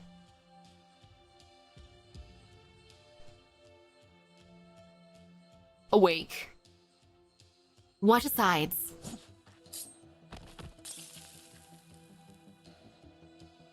Very strange. These things won't die. Escalon points her sleeve blade towards a wavering shadow not far away. Silhouettes manifest from the shadows like ghosts, every step accompanied by the sound of crystal cracking. The clothes they wear, reunion, and Archzera's too. Nothing can surprise me now. Holy cow! 3 hours on adverse mode. Ooh. Their bodies are composed entirely of Originium. We cannot rely on past experience. Guess we'll have to improvise. We can't just stay here. We have to find where these things came from. The intention of these enemies is unclear. As is the situation on the doctor's side if... Amiya's with the doctor. No need to worry. We continue with our mission, ascertaining the source of the abnormal events. If this is what Kelsey was guarding against, then these things must follow the command of some unknown actor. Communications are still out. We can't reach anyone else. I wonder if the other elite operators. Ascalon. As we pass by the originium crystals, Misery catches a glimpse of a fleeting image in the multifaceted reflections of the crystals. Did I just see Outcast? Oh, Outcast, please don't appear as an enemy. Clack, clack. A sharp claw separates itself from the surface of oranginium crystal, then curled horns, rugged silhouette, and spiked tail. This creature is not unfamiliar to Rose Island's battle records, but never has it been composed solely of originium. As a never-before-seen form of life takes its first step, an arrow impales its throat and shatters its skull. Safe, for now. Stormeye leans against the wall and pauses to catch his breath, before tending to his wounds. At least it won't hinder me in battle. Static. Sharp, come in, Sharp. Can you hear me? If you hear me, leave a sign somewhere, any way you can. I'll come and find you. Static. Damn it. Psst. Stormeye, careful. Psst. Sharp, what's your location? Psst. Engaging. Whitesmith, stop. Wait for me. Aw, they really are besties. Trying to meet up. Assist. More rampaging machines rush into the corridor, the light in their eyes flashing in sync. Their simple voice units repeat a call for help, defying the limitations of their design. Not now.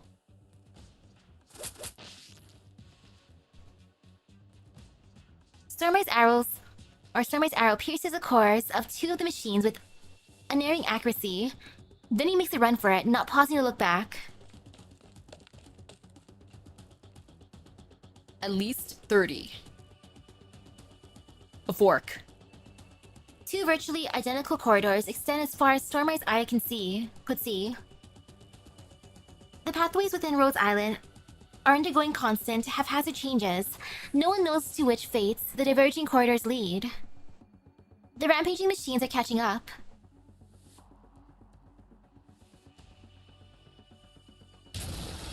Furious howl. Faster than expected. Rhodes Island is not ready. If there's such a thing as being ready for her. Alerted growl. However, something is clearly not right with her as well. She would not resort to such inefficient means otherwise. This may be our last chance to gain the upper hand. Approaches silently. You know, the other image of Popcar was going to be a tempting thumbnail, but this is better. You know, I want some spookies. Clear away, monster. Don't get stuck in a fight. Time is of the essence. The passage for Kelsey changes again in an attempt to lead her astray. But the warping of space does not affect Kelsey. She can still sense her target, the sarcophagus of Dr. Misaki Nobunaga.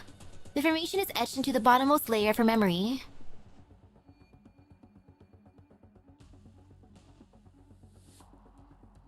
Monster. Eliminate all threats that approach the sarcophagus. Buy me time. Excited howling. Once again, she stands before the familiar sarcophagus. Once she awoke the hope that slumbered within, only to find pain that could not be easily wiped away. Now it is her last hope. I can't guarantee that this is going to work, monster. But I won't just sit around and watch a fighting chance slip away. Kelsey walks towards the sarcophagus and places a white flower on top of it.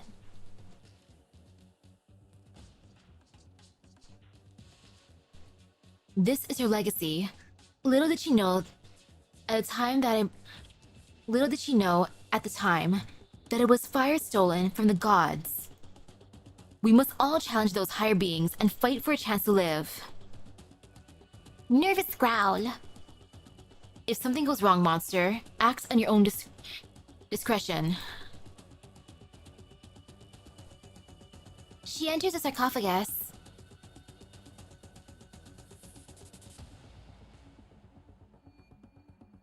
The interference is really bad. Not only am I not getting any signals, my originium arts are also being suppressed by the environment. Think. Radiant. The signal profile. PRTS? Closure. But the terminal still shows disconnected. Track me. Radiant tracks a faint signal to an unexpected source. Dr. Kelsey? How? But no matter how you did it, you need to... No, you can't stop now. Thank you, Dr. Kelsey. I know what to do now. What did Radiant get out of that? This is Radiant speaking. With assistance, I've been able to establish a temporary electromagnetic communications environment. Intel provided by Dr. Kelsey indicates that the abnormal events currently occurring on Rhodes Island originated from the core area known as the Abyss. You're now receiving a briefing about the Abyss. All elite operators are asked to locate the Abyss while making every effort to ensure your own safety. I repeat, locate the Abyss, but do not approach it without permission. Maintain constant communication at all times. Do your duty, elite operators. Dr. Kelsey will be your eyes. Ooh. Kelsey, thanks. This is Pith calling to all combat effective operators. Report. We're still trying to stop these things, but they just keep coming. We lack the means to completely neutralize these hostile originating entities. Survival is your first priority. Any injured personnel are to immediately disengage and seek assistance from touch.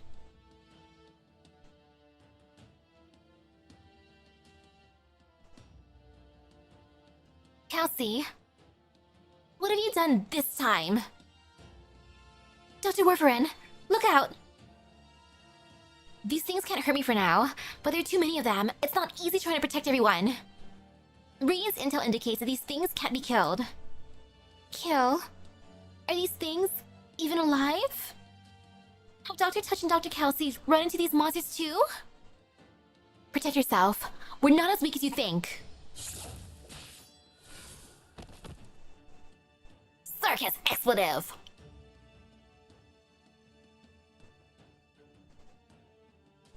Oh, and of course they just keep coming. What I wouldn't do for a chance to take you apart, piece by piece, to find out for sure whether your monsters can die. Oh, between the discoveries around something new with Originium, which one caught my attention the most? Other realities, specifically Lord of Fiends and Mia, if granted a high privilege, can come into contact with another King of Sarkas.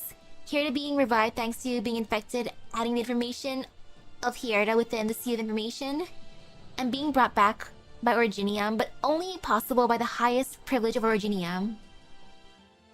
Originium spewing out past enemies, specifically those who were infected, using the information. Okay, the one that caught my attention the most right now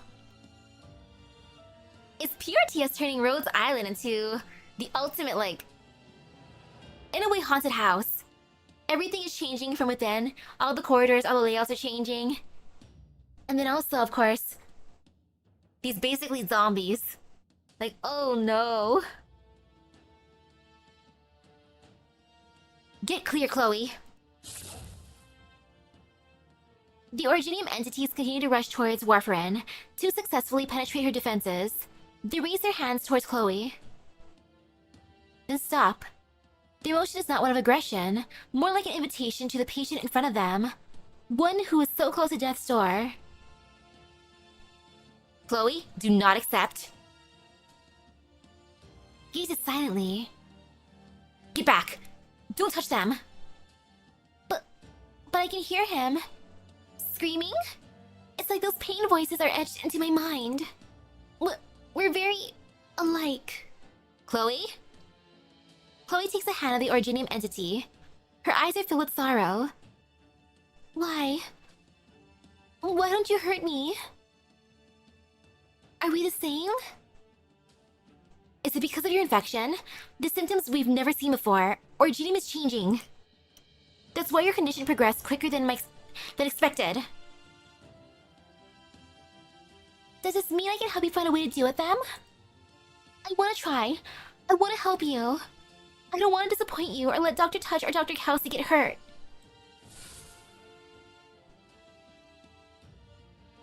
Warfare repels the Originium entity in front of Chloe and stands before her patient in defensive posture.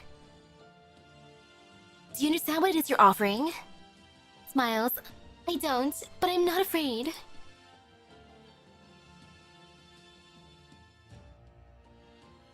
Oh, Chloe, are you gonna become the key to saving everyone here? Not as fast as you say, Storm Eye. I got sidetracked by these changes to the deck again. Luckily, Dr. Kelsey and Radiant were able to re-establish communications. Who knows what else I would have run into? You mentioned Whitesmith over the radio. One instant she was inviting me to drink and dance in front of her fire. The next instant she was gone, leaving only a bunch of Originium-polluted machines crawling out of the furnace to attack me. A hallucination? I can tell what's real and what's not, Storm Eye. But what's happening here is beyond anything I can comprehend. Not that I'm the only one who's seeing strange things. Originium formations are growing at a visible pace. They thought they knew Originium well enough, but now the fastest of the crystals threaten to draw their very minds in.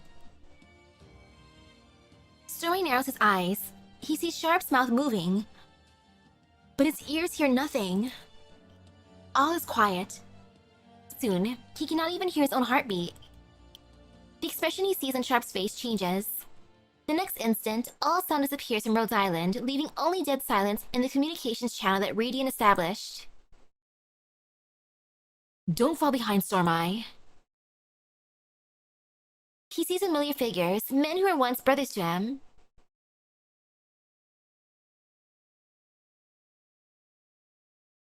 Oh gosh, the cost. The LMD? He has been reunited with the brothers from his wandering days, but they died long ago. Zombies!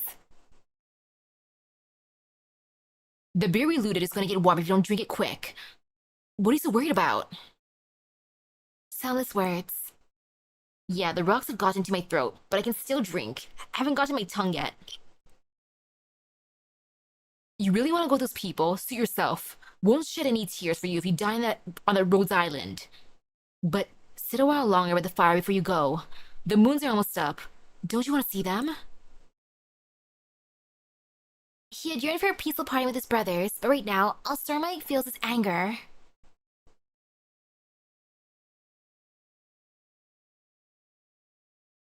At the same time, on the other side of Rhodes Island. Where are you going? You already found me, Ascalon. There's no need to go any further. Only timely push by Misery saved Ascalon from the flying Originium shrapnel. We haven't settled our bet yet, Misery. Don't get distracted, look. I still have 4 rounds left in my gun. Originium is growing rampant, and the appearances of the mysterious Originium enemies are ever more frequent, accompanied by illusions that they cannot help but be distracted by. The very place itself is trying to drive them out. Ascalon wants to reach Radian to tell her that the abyss has been located, but the Originium drowns out all sound. The deathly silence is a mystery, a tube made of lead, threatening to drag Rhodes Island into an abyss from which there is no escape. This is Mantra. I've spoken to Dr. Kelsey. I will not suffer this mockery of memory and emotion. Every operator on Rhodes Island hears Mantra's voice in their head. It is her Originium arts, the power and fury of which all of them can sense. If it tries to stop us with silence, then I will be the voice that connects us. Now, I return your voices to you. It's Mantra. She's sharing the information that the others have collected. Ascalon and Misery are close to the abyss. They've sent over the abyss's signal to Radian, profile to Radian. We'll be able to trace it, even if the spatial environment changes again. They're currently holding position, helping Radian establish an information anchor based on their own biosignals. It's too dangerous. They need reinforcements. PRTS is giving me pleasant visions. Look, Misaki, you won your 50-50. You got your SSR in 10 pools. You have multiple pools in the same pool. Tanjiro's munches are on their way. It won't take long. I'm worried about Dr. Kelsey too, Doctor. Rain's information indicates that Dr. Kelsey's in a dangerous predicament. Regroup and Ascalon in Misery's position. Then we'll work together to find a way through the abyss. We won't make Kelsey wait too long. Yeah, we're able to maintain communications thanks to Radiant and Mantra's arts. But this puts a lot of stress on both of them. Time is of the essence, Doctor. Let's go. You carefully lead Amiya through the forest of Originium shards. Your ability to precisely predict when and where explosions will occur is a major advantage. Focus on the path ahead. You fail to notice a little detail on the massive crystal formation that you just passed. It is not your figures that are reflected in the smooth surface of the Originium crystal. A cautious girl on her back to you, with her back to you. Her thin and fragile hand held by another, just like you and Amiya right now. Hirda and Priestess?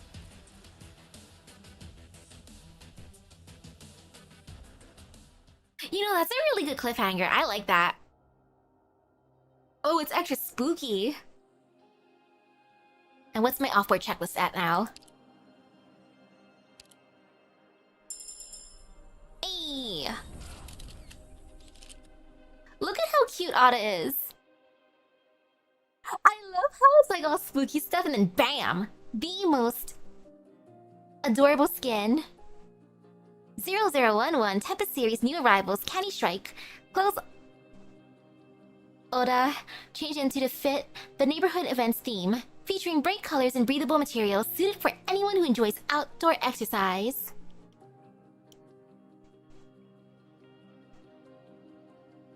I love how ominous this was.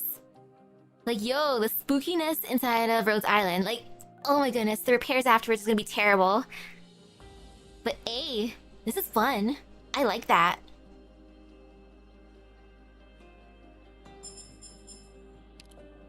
Oh, I like these rewards.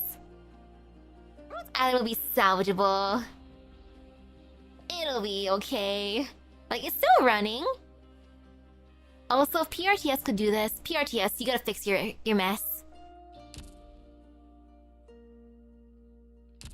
Can we have it fix everything?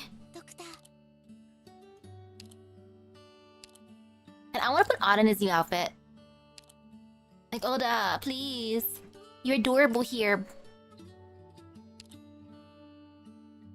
Ta-da! Found him? Like, look at how wholesome this is. This is sweet. So cute.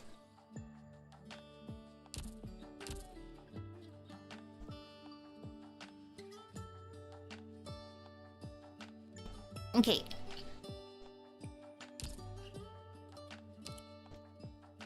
My room was empty for a bit. I asked if they can check on the mouse. Because I did drive the mouse into a room, close the door, and put the trap inside. Hopefully it wandered in and grabbed the crackers, and then so it can be released later on.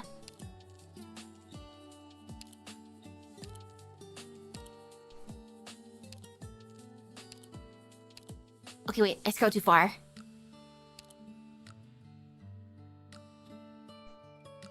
There she is. She just needs her modules.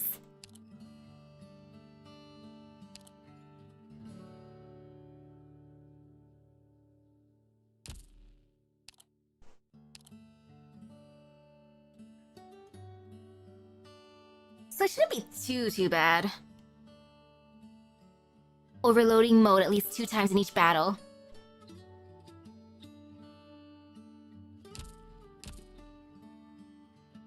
At least she has her levels up and she got her trust. So she's like mainly prepared.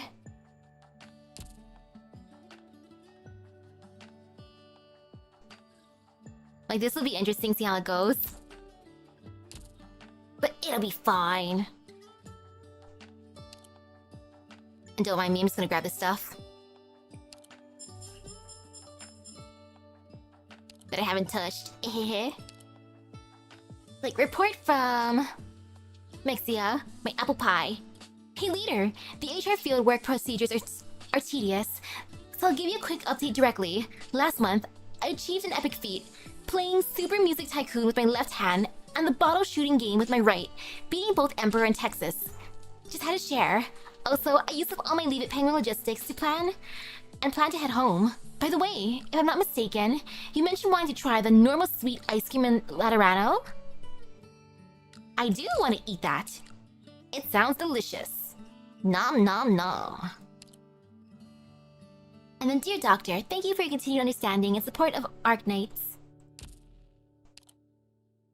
It's cute. It's very cute. Oh gosh. Once the event comes, let's see if the gacha gods will be kind or not. I'll buy some passes later. But that's for future me to worry about. Current me just gonna steer at my little supply right here.